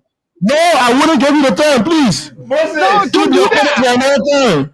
Keep quiet, my man. I'm not going to see you telling me to keep quiet. Moses, I know you want. I know you want. I know you work with Richard Kuhn. Please calm down. No. You should calm down. You are a Don't do panelist that. on the show. Your job was to come on the show as early as possible. You came late. Forfeit the fact that you have the chance to doesn't talk to matter. me. It doesn't matter when I Yeah, came on the because show. you have to say something. I have to respond to it. I can't be here all night. But Moses, I am speaking to the moderator. Allow the moderator to moderate. That's how it goes. Yeah, I'm speaking to the moderator as well. Mr. Moderator, please tell your co-host or Moses, your panelist that he told me to come in this regard because I have to be here to respond to him. I don't have a lot of time. I don't know who you are. Moses, please answer that. Moses, Yes. Moses, please, Yes. let our guest leave. We're trying to arrange with him to either be here anytime next week so that we can discuss other issues. Okay, when he concerning leaves, the I can make a. When Yes, he leaves, we'll I can make my we'll start comment. our Yes, panel that's okay. discussion. Thank you very much, Mr. Vesley. Yeah, thank you. I can leave. Really appreciate your time. You're listening to the Nighttime Heat, rented on Prom FM 105.25. That's the essence of the show. We have to ensure that we have all sides are reflected on this program. Gentlemen, let me, in a minute, I know we're going to discuss this issue concerning the vice president's statement he made. Moses, I sent you the message. Moses, try to check it up. Let's take just a few seconds anyway. Not a minute actually, but a few seconds. Your takeaway from our guest's explanation. Let's begin with you, George Kennedy. President did well. He spoke like the PR person. He was mature. I mean, he didn't come to bend his knees. He came to underscore certain points from the speaker's mind. He feels that his boss was actually misunderstood, and he put it very strongly. But he didn't deny the fact that his boss should not have made those statements that he made. And that's one good thing about public relations. If you are honest about the fight, what you do is that you ease down tension. But also, I would like to say this to our media colleagues, frankly, whenever in a gathering they say this is off records, it is very, very professional, because when the speaker was speaking, I heard him say, we told you that this is off record. You have to respect. And, even though he came very, very harsh, he's not supposed to do that. I mean, when someone say this thing, I mean, this time in the chamber here is off record, respect it.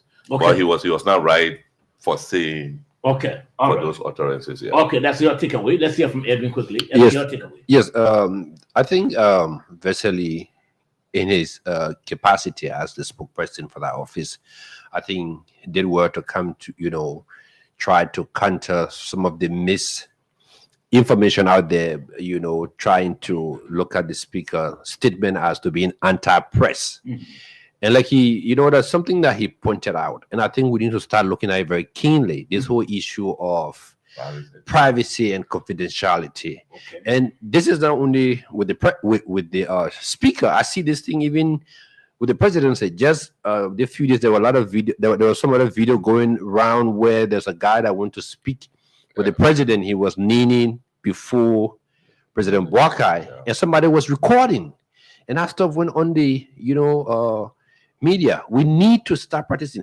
And this was one of the reasons why Sam Colley almost got beaten in Sierra Leone. Because sometimes these people are sitting, they're saying things are private that they don't want it to get out there. But somebody has a phone, And then again, if the speaker had come to say, look, put all of the journalists outside, again is going to turn into another thing. But we need to understand those who are, covering the legislature or who are media practitioner. Once you hear them say this is off camera, it means that they want to say something private. They don't want it to go out there. That's not everything they will, want for it to be in the media. So they also need to respect that. Okay. So yeah, so I think it was good that he came to make the clarity. Like he said, Speaker Kuhn is not noted for, that kind of, actions based on what he says or so. So we should just take it that way and move forward. Okay, Dave, for your takeaway. Absolutely disagree. Okay. With people who said that the speaker's statement was a joke. It wasn't a joke. Look at the sternness of his statement. Look at even though we weren't there, but you look at it logically, you notice the mood he was in to have made such a statement. And you call that a joke? So I'm wondering if you weren't joking, how you would have sounded. So if joking can sound like that, you're cracking a joke, how would you have sounded if you weren't cracking a joke? It's absolutely a threat. Why would people look? I think because of Vesely's expertise, that's why Speaker Kuhn hired him. And it is that expertise that he demonstrated here, to have struggled to put up such a defense. Yeah. But as far as I'm concerned, he had nothing to defend. Because the speaker was explicit in his comments that it was a threat. It had nothing to do with a joke. Even the market woman said can interpret his statement. So, yes, I think, as you guys are saying, they said cleverly put up a defense. But, I mean, that defense doesn't hold water. Because the Speaker of the House, a very powerful person in the country, is telling journalists that if you do this, you do that, we jail you, we arrest you. The other thing is, secondly, somebody is that. Look, one journalist enters that place and 2 or 3 lawmakers are sitting. Anything can happen. Mm-hmm. There's something called cyber news gathering. Why, if 2 persons were there, though the session had not officially opened, but something newsworthy could happen, and journalists pick it up. So it is not the speaker's prerogative. Those people covering that section or the legislature, they're independent journalists. They determine what makes news. They determine what is newsworthy. Why? Okay, the session had not officially opened, but the speaker was coming from in the bathroom and dropped. God forbid it doesn't happen. Or any other lawmaker leaving the bathroom or in the seat and just suddenly drop. Would the journalist have not picked it up or taken photos or recorded that because session had not officially opened? That doesn't make sense. So it's no way to escape that. The press union statement, the agile statement, they are quite correct, they're quite in place, and there's a need there. Look, when the thing is white, you call it white. It's blue, you call it blue. There's nothing to hide yet. The speaker was clear enough. He was well-determined, well-intentioned in what he said. And before I go to Moses, let me ask you, George, about the agile and the PUL statement. If I listen to the president, giving the highlights of what he put up, you think they were on point, or you think they were very harsh in some of the words they use? They were harsh, but saying the truth. They didn't say anything that they didn't say anything that the speaker didn't say. The speaker said exactly what he said. They used stronger words in condemning the speaker's statement. I think I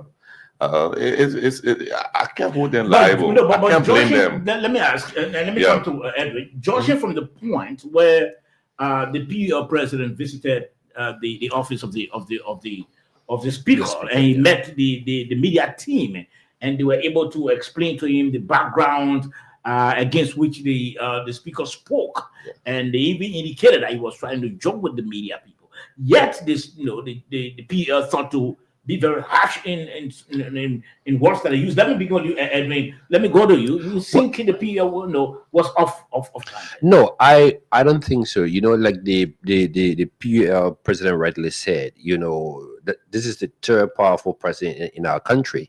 He has men that carry guns. He has followers. So sometimes he may be saying something that he doesn't mean it, but his followers.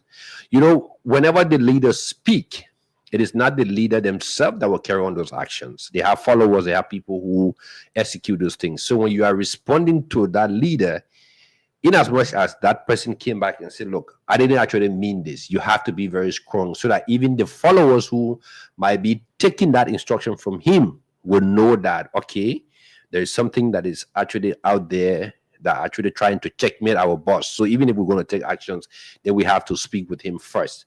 I think it is from this background that the PUL and the other organizations are now agile, are now coming out to say, you know what, in as much as you say this was just, maybe a mere joke or trying to, put some kind of fear, but we have to be able to set the checkpoints that you can't go that route. You can't do it again. Yeah. Moses, let's get your takeaway. Look, I just want to use this time to say hats off to my brother David Tagbet.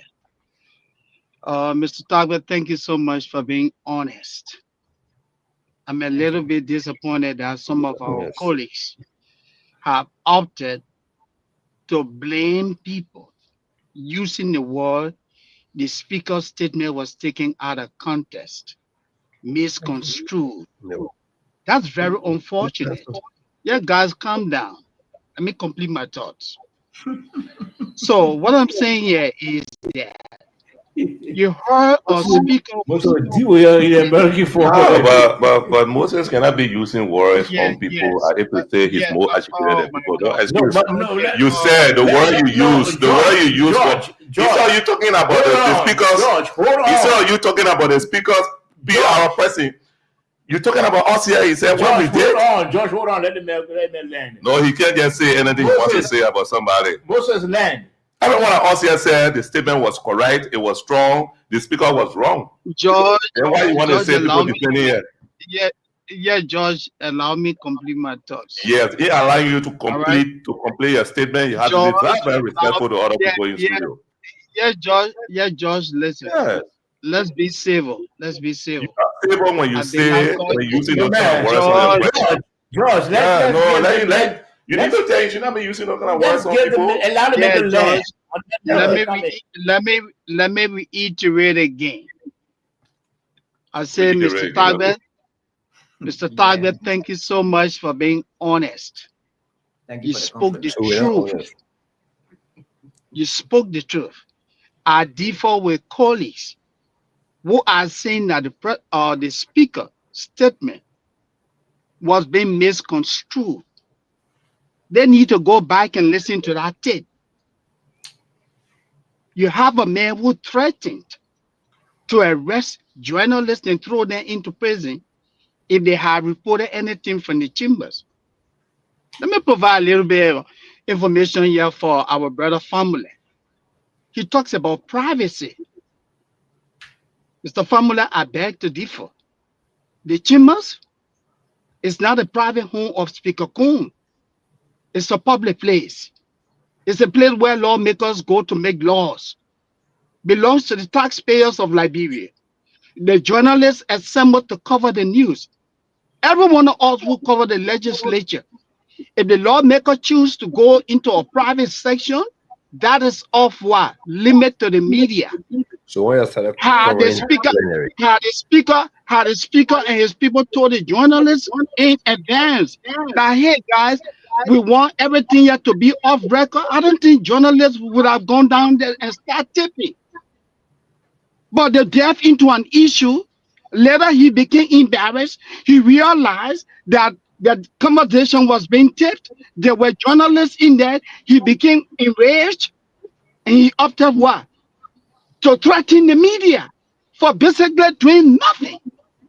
He spoke as an autocrat.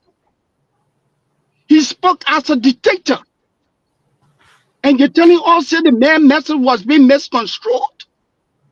What you say? I didn't How say did you that. define that? Okay. I mean, when I use the word you, George, I'm not talking to you as an individual. I'm speaking collectively. But then nobody said that. They using those type of words. So you want people like to slide. So George, if he says wait, that, Mr. Famule, you off spoke. Yeah, private. Mr. Famule, Why aren't journalists going to Mr. Famule, you spoke. Moses, you got. No, that's not true. That's not true. That's why I asked, when did they start to plenary? Mr. Formula. This is not a truth not to allow to plenary. And there's no law in this country that bans a people to go should go within plenary. It is the will of the legislature to allow you, not because it's a public place. Mr. Formula, he's giving false information. We need to correct him. Formula.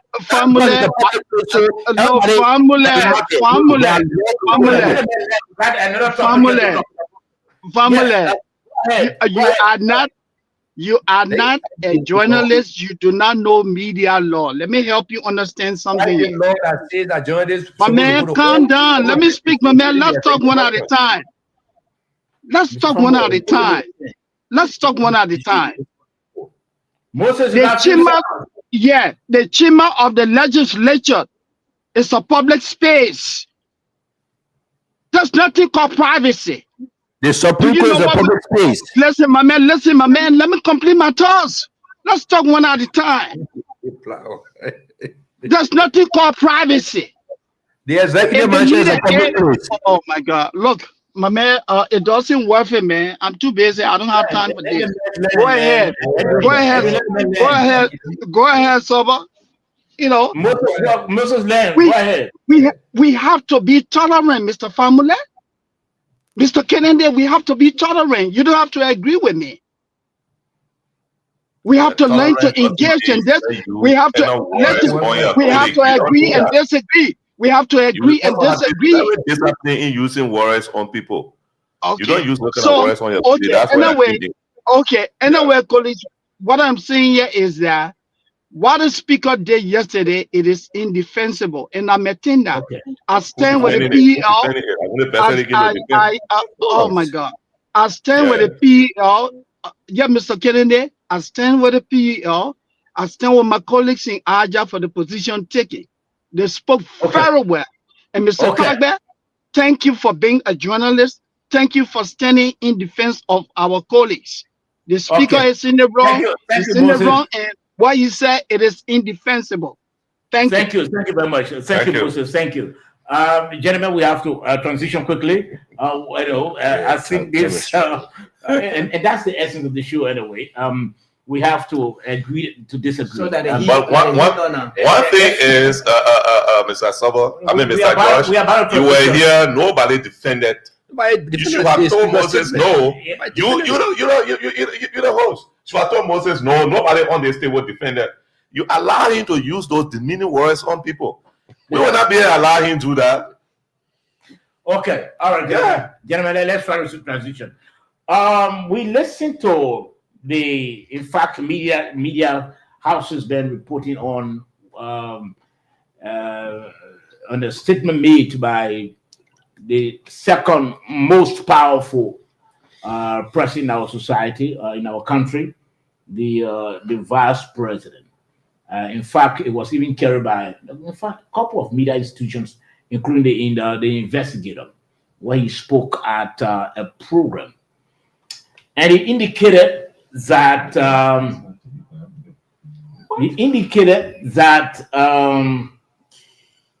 one weakness in his words and quoted directly by the media institutions, one weakness of the government is job creation.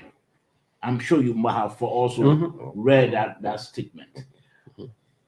The vice president being the second most, and also judging from the fact that this rescue government campaigned heavily on job creation, on the fight against corruption, on several other areas that they would improve, that they would rescue.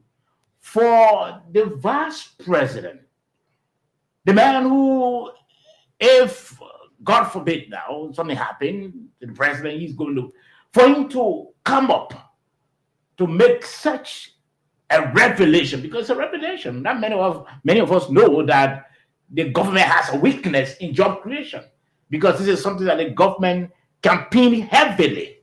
So by now, we should be seeing jobs, being created.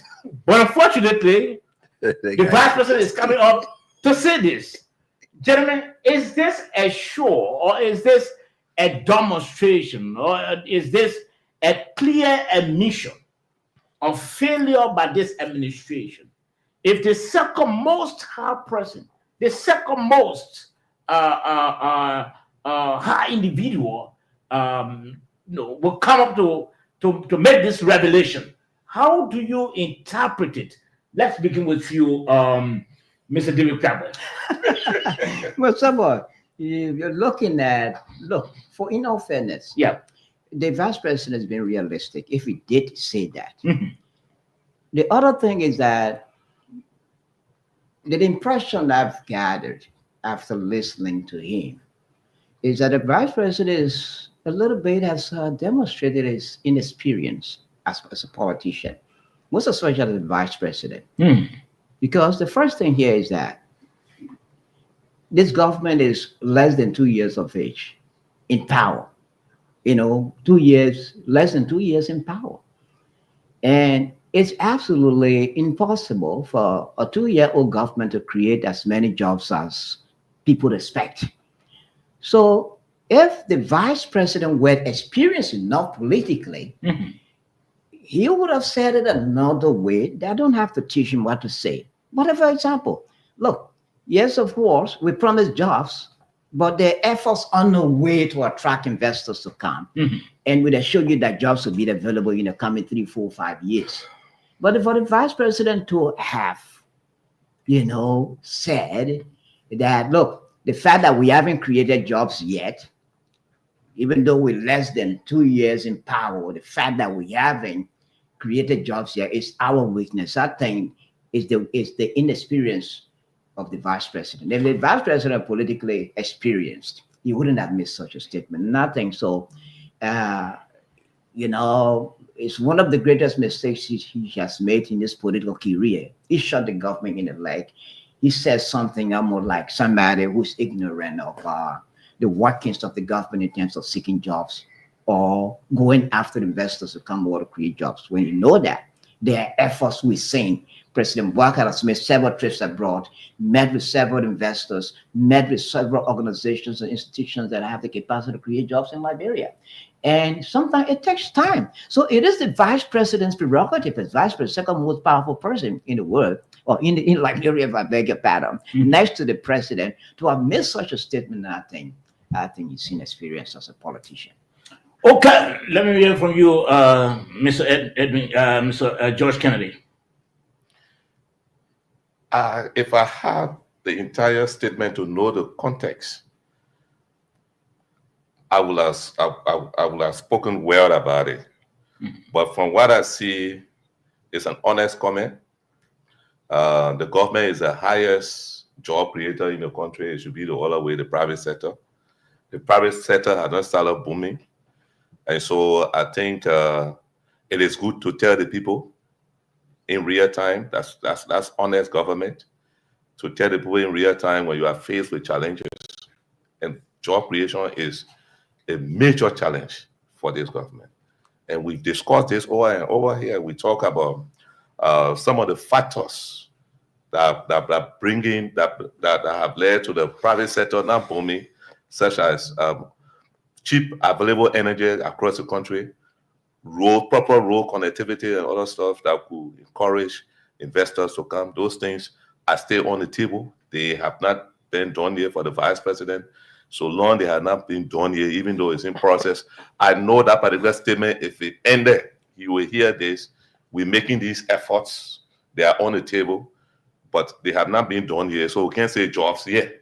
And, so he was being honest in that case. I don't consider any experience. The vice president was representative. And you don't consider it as an admission of failure by this administration? In the modern era, George, yeah. The reason why we flagged it, this is an administration that came on the matter of change. Improving the livelihood of the people. Improving the livelihood of the people. Which linked providing to jobs. Yes. The government heavily campaigned on that. Yeah. So for the second most powerful to come up to say, well, this is our weakness. This is the challenge that we How have. do you interpret that? It is not a failure. The failure of this government will be determined by the term, what it achieved at the end of The this government term. should Yeah. come to it. Should come to The government came to end power. of its term before The you government know came to that power. it fails. Liberal people give a government a Let term. me ask you a question, Georgie. Let me ask you a Yes. question. Yeah, go ahead. You ran for. Let's assume you ran for the presidency. And how many years? 3 No, years. I'm coming. I'm Yeah. just trying to draw an analogy. Yeah. And you promised that during your leadership, all journalists will be covered, will have insurance coverage, right? Yeah. Unfortunately, that's not happening. And you came to admit that, look, this is my challenge. What I promised is not exactly happening. Is it not an admission of failure? No, get it straight. No, This is not yes or no. No, question. no. I want your It yes is not. or no. It is not. Okay. And the reason very simple. If I am at the PUL for 3 years, in my first year, I came and said, look, I still face challenge with job creation. I'm working on it. It does not amount to failure. Okay, let me hold you there. What is a failure? I didn't come to say I'm giving you a job. So a good leader will first of all identify their weakness, his or her weakness, identify it and try to see how best they can build on it to make it their strength. So if the vice president, who is the second most person in the country, come by and say, look, I think we don't have the capacity to create jobs. No. The government does not have the capacity to create jobs. That's for everyone. That's what For the everyone. president admitted. The government does not have the capacity to create jobs, and that's the weakness. You spoke.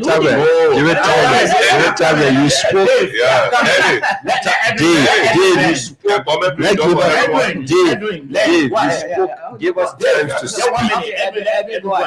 The issue here is that, like I said, a good leader will always identify their weakness and be actually bold to say it. That's not something, and you don't play politics with people's life. This is what I have brought conflict in our country, because people try to sugarcoat everything and play politics with people's life.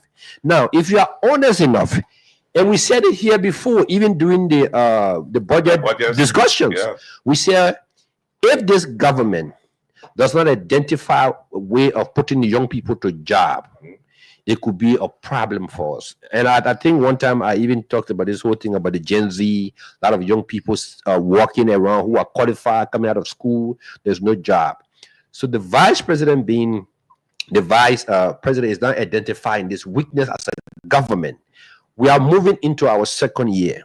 We need to now start focusing on creating jobs, because what we have realized, like you rightly said, we made a promise to put these young people to work, but many of them are still standing on the sidewalk.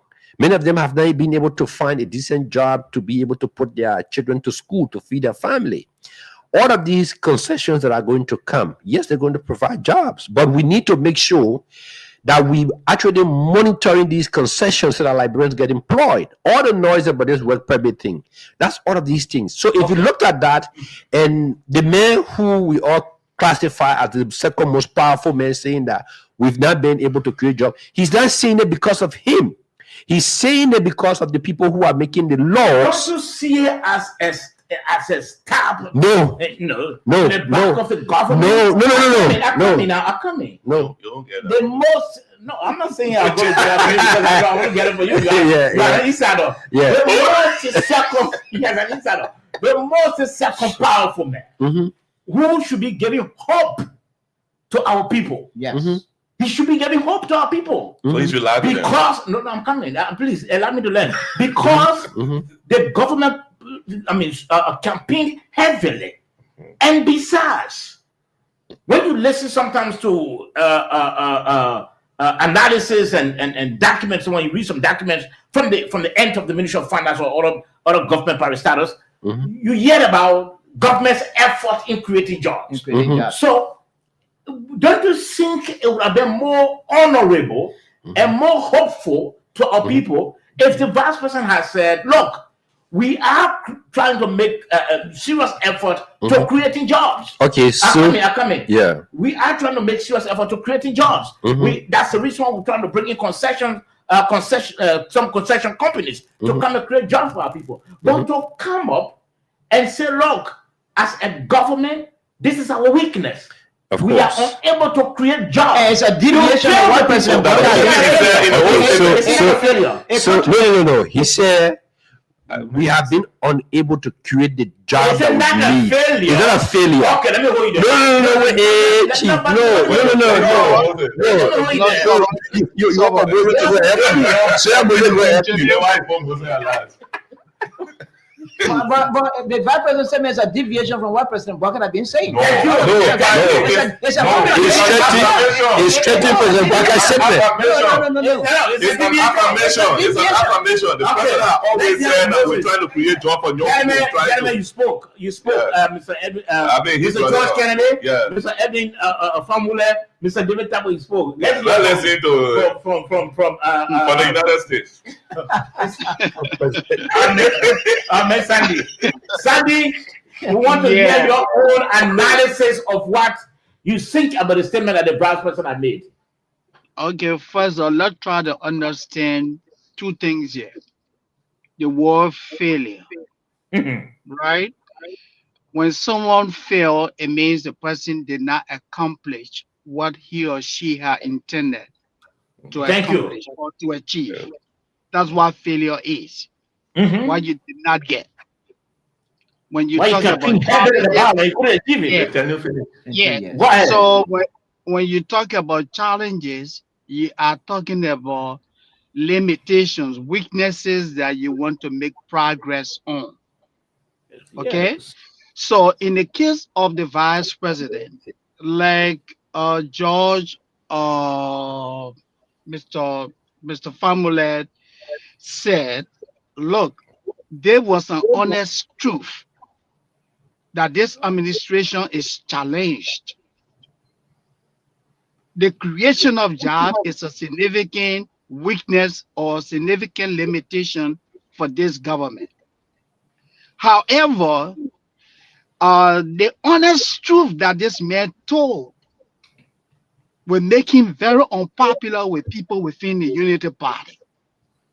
They say, oh, well, you know, our own vice president went and told the people, say, we're not creating jobs. And I'm being honest. And that's the kind of politics we run back on. When you say the truth with a good intent, people run and go right back to your bosses and tell them, oh, you see, your own vice president said you're not making no progress. The vice president and people in the Unity Party, some of them would do everything to put him at loggerhead now with the president because he came out straight and told the truth. And the truth of the matter is the administration is challenged. We have discussed this before. There are several reasons why the creation of jobs in Liberia remains a significant challenge. So I think the vice president will be honest, but it's just that he will be taken out of context. His intent will be misinterpreted because they say, oh, well, your own people, your own vice president told the people, say you're not doing this. That's what they're going to run with. So I sympathize with his situation.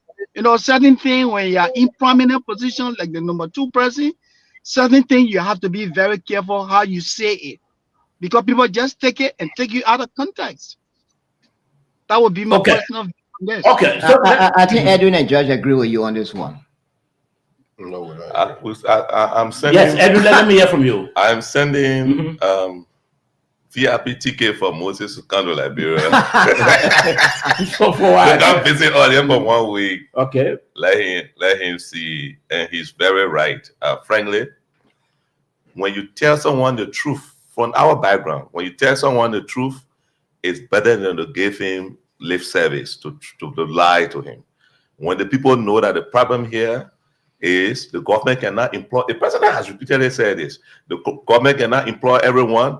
We have challenge with creating jobs in the private sector for the people we're working on it. It's not a bad statement. It's been very fair to the people. If you read that man, the vice president's statement to the ending, I didn't listen to it fully, but you will find out that what we are saying here, Mr. Famule, is exactly what he said. But don't you think that Moses indicated that this could likely make him unpopular to some partisans of the region? Certainly it will. Yeah, certainly, but let me say this. What impact will it have? By you going If- against, if- by you no, going no, if against we the vice have- president, if will we it have- make you popular? I'm coming. Wait, No, I'm coming. You asked what impact it will have. Okay, why? It will have serious impact. Yeah, what? Let's assume the vice president Assumption. wants to succeed Mhm. because I mean that's his intention Okay. to succeed the current president, Uh-huh. and he making such a statement, Yeah. trying to depopularize himself. I don't think that will happen. Akame, with some members of the Unity Party. Yeah. Do you think they're going to accept his candidature? Do you think that's going to happen? Let me say. It may give this. you some rough edges. I think we discussed this the other time. Mhm. The Unity Party is not like most of the parties in this town, where somebody can go take college and go run behind someone and say he can be chairman, and this and that, people running all in the bushes. Even if you No, want, wait. no. Wait, Because I know you're coming in with the issue. No, I'm not calling the party's name. No, I'm coming. I know that I'm coming. I'm not saying coming. I'm coming with one minute. I'll better address You're the coming in question. with the issue of convention. Yes, they may go to convention, Yeah. but there's unpopularity may even cause him not to even be be selected. Do you really believe, or elected? Mr. Joyce? Mhm. Do you really believe that the vice president goes in convention and in the Unity Party, he will lose it?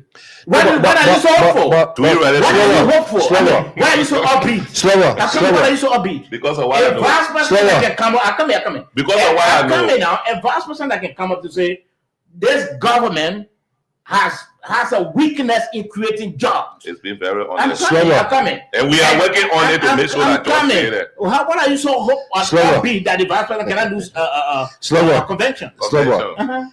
I'm coming. Well, let me say this. First of all, when it comes to politics, to win election, doesn't need the most educated person. To win elections, need numbers to win votes. You see Liberians are prepared for numbers anymore? Yes. You see Liberians are prepared for that? Yes, the numbers can win elections. No, I'm coming. Liberians are not just prepared to give you that numbers when they know that if you come in as president, So you should lie to them, say- I'm coming. You should lie to them, say you get confident and they're going to be whatever on the street. Let me learn. You think that parents are prepared to give you that numbers when they know that if you're sent to the presidency, you don't even have any sort of clout internationally? You see it's possible? Oh, is that where you're Okay, going? let me go to Edward. No, you asked a question. Let me deal with that question. Edward, answer that. Slower. Claudia. Let's start. Slower. Yeah, Slower. The vice president, from the time he became vice president, he has visited a lot of countries outside of West Africa. He started his What has come connections. out? Hey, What? Chief. No, I'm Yellow coming. machines. No, I know you said something. There are And you things that did have it. come out. No. That's what has come out. There's a lot of things that have come out. What are those If things you that have- can remember, he went to the copper stuff, or there's this climate change stuff. Today, there's an office of the climate change being created with a lot of funding that will come from overseas for our climate and stuff. He went to China. He went and did negotiations. By December, the yellow machines will start to arrive in Liberia. The longer with Alright. yellow machines. What You know up? what you're hearing is- No, So- I'm saying the longer with the I'm coming. No, I'm coming. The longer with the please The go out prices, there. the prices of rice and other commodities I'm coming. sharing the community. I'm not even going there. The vice Does- president. does that- Hey, does boss that man, cloud? boss man, boss man. International crowd. Slower, no, please. Go ahead. The vice president chairs the energy sector within the Republic of Liberia, and you've seen some of the dividend. You've seen some of the initiative from the World Bank and other people. As it stands, he heads what is called the Stimpo River SP2, the second hydro that it's supposed to be built. We've been able to secure funding from the World Bank. I will say that to you, right?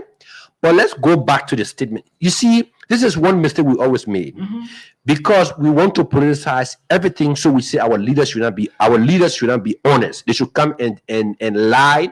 And then when we reach to that point where there is no way to go, then we start to demonize them. And I think he was being honest. I think we said the same But you thing here. said this before. I'm coming. No. Chief. No. I think his statement was also a testament to his colleagues and I discussing the budget that we've had difficulties in creating jobs. So as you're looking at that budget, you need to start looking at what can we put into the private sector to be able to create a job for our young people. So But that when the leaders speak, they speak in context. You trying to. No. The leaders will not break directly to you. Edwin, Yes, Edwin. yeah. I don't think when he spoke he was speaking in you know He spoke in context. and talking about the budget. No, He spoke in context. Because you want to create he jobs. made mention of the budget, The budget discussion is going now. but it doesn't mean I never. No, but that's it. Let's play our people.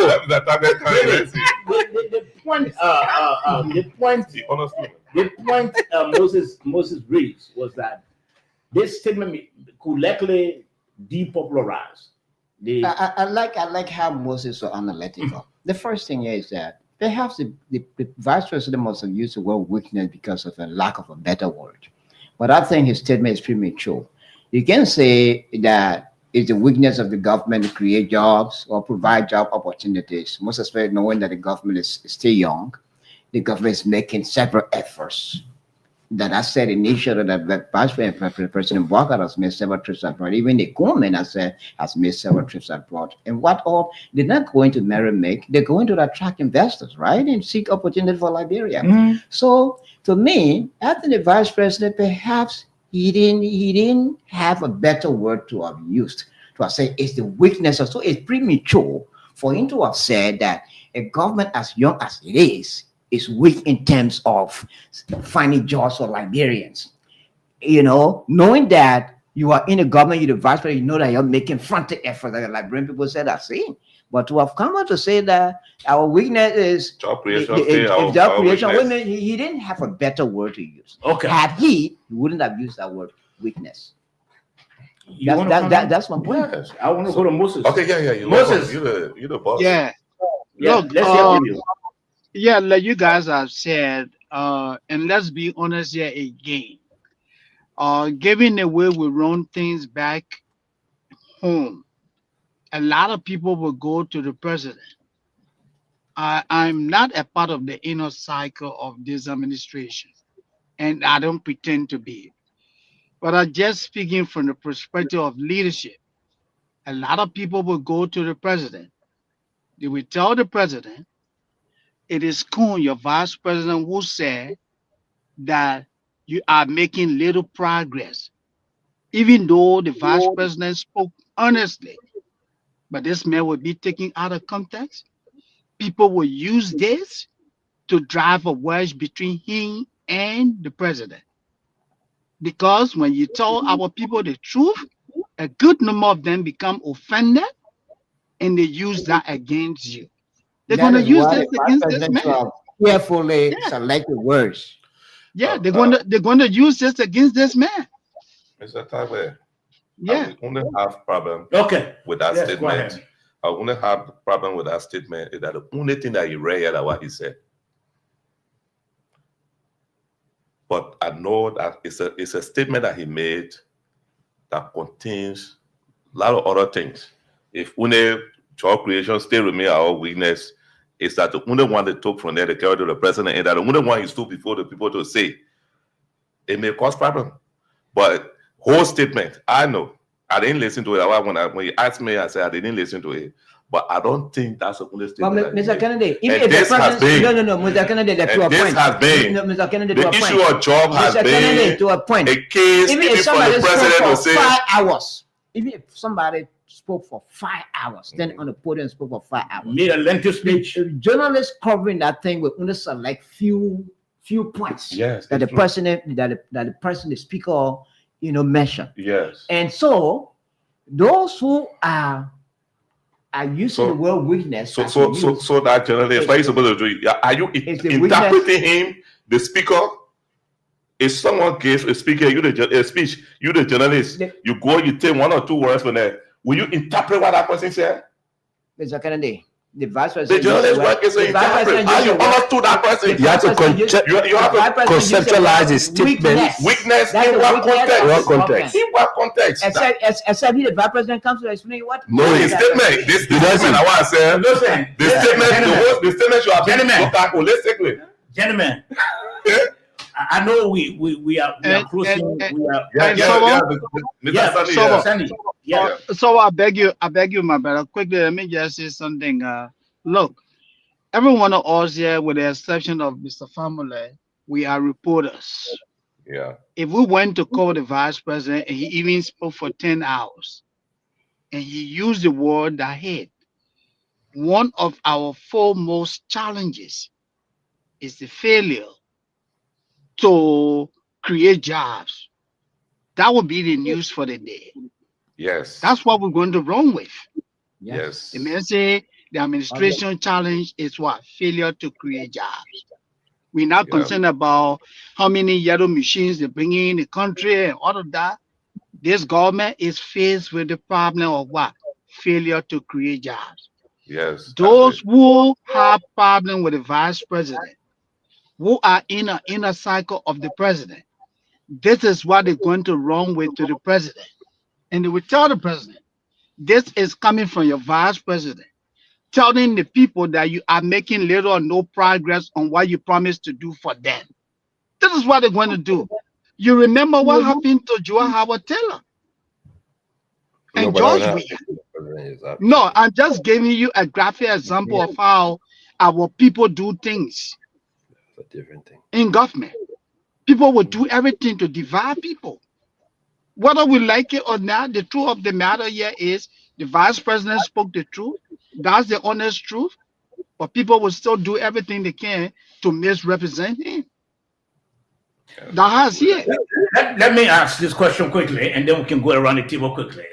Gentlemen, again, we're trying to analyze the statement made by the vice president, and also looking at it, from the perspective where it may likely have an adverse effect on the political future of the vice president. Now,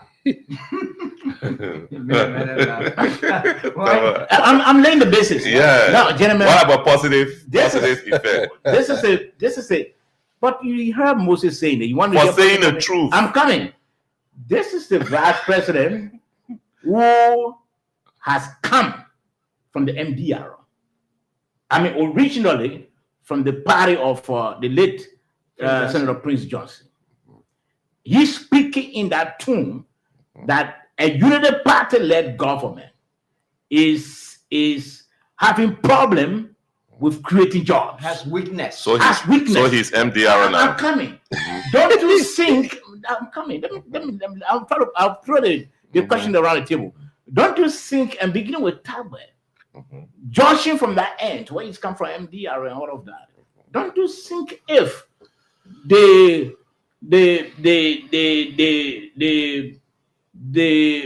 his haters and those who are critical of him, don't you think they're going to judge it from that angle?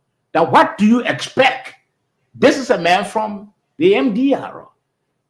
He's saying that the Unity Party government is weak in creating jobs. David, look at it. But the first thing is that, like others said, he being realistic, that this is our weakness in creating jobs for the Liberian people.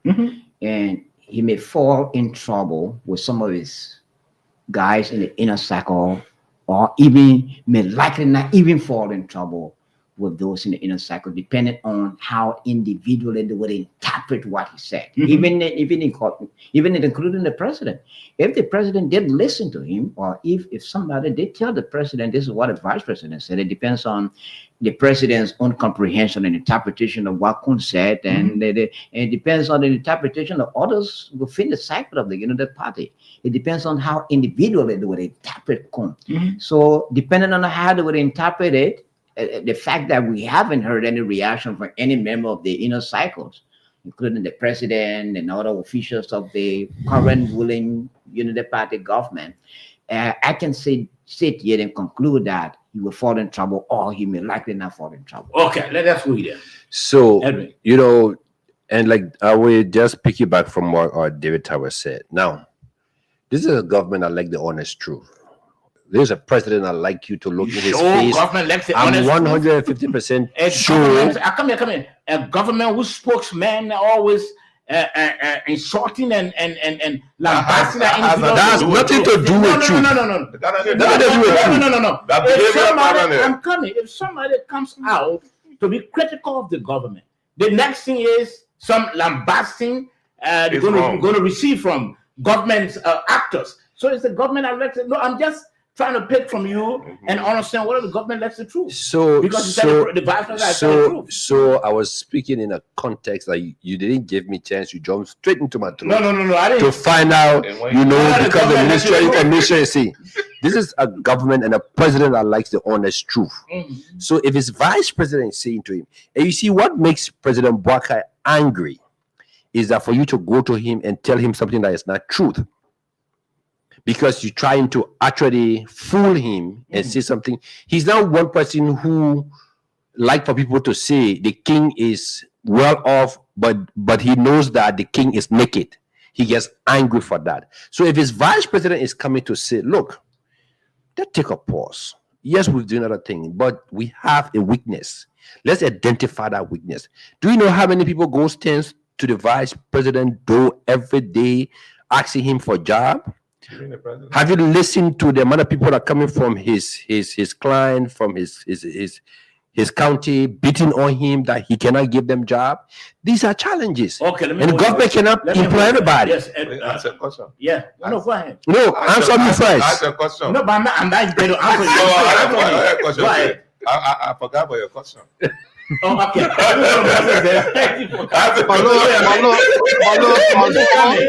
Moses Kane will have to go. Yeah, let me quickly disagree with Mr. Famula. He said this administration is an administration.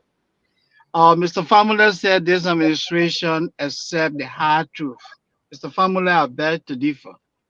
Do you remember when Daniel Sano referred to Alexander Cummings as a dwarf? Only because Mr. Cummings spoke the truth about what is happening in the country. Have you heard guys from the Ministry of Information calling people terrible names, even including lawmakers? Is this a government? Vilifying them only because they spoke the truth about what is happening in the country?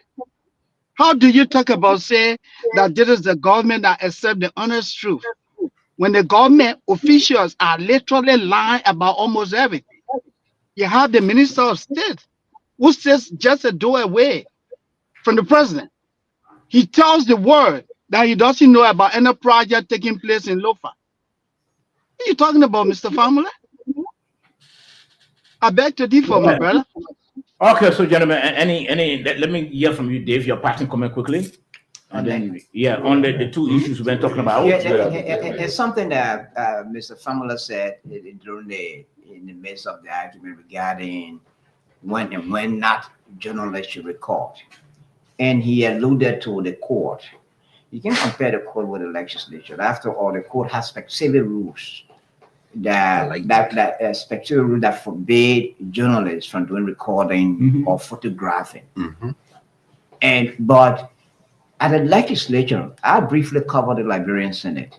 At the legislature, the fact that the lawmakers are seated, and except they having friendly conversation, no journalist will pick up their recorder or start taking picture when the lawmakers are having. But when it comes to the reason why they're there to discuss national issues, journalists can record anytime, except they say it's a secret session and let journalists excuse us. Okay. So the court is different. At the court, they will charge you a contempt if you try to record, except they give you the permission. Okay, I'm sure that your parting comment will have to go. So my parting comment would just be to piggyback on just what he said.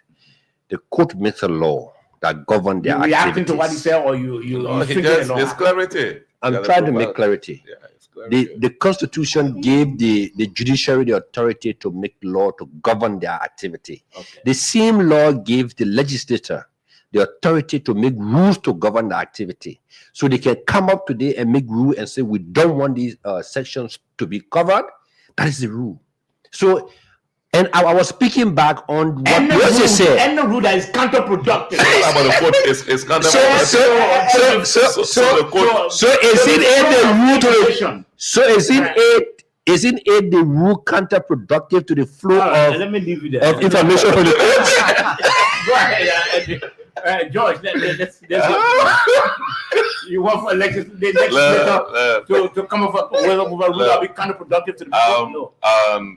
What is going on in Liberia is very good. I think it's helping us to learn a lot of things. I thought that the speaker slept. and I'm happy that Vesely admitted, and he's trying to find a way to soften the grounds. And the statements issued by Aja in the PU era, yes, I mean, I don't have problem with it. I mean, they came down strong, just as the speaker thought he was coming down strong on the journalists. I also agree with the fact that look, there are times, sometimes you can eavesdrop as a journalist to give you background to your story, Yes, of but course. not for you to go publish what you heard directly. I mean, professionally, we were at it. Yeah, we did that. So let's respect some professional. Let's respect people's privacy at times. You can hear anything. You can see it. I could say something here that happened at the rotunda of the Capitol one time. The horse opening, a very big person fell right before me. That was a big news. I took a picture, but I went in the newsroom. I wrote a story when I loaded the photo to the story. I thought of my country. Yeah. The person linked to the country, news judgment, and I showed it to my boss. I said, yeah, we left it. News judgment. Okay, so Moses, let's hear your party comment. So you killed a very big story. No, I don't get the story. That's ordinary story.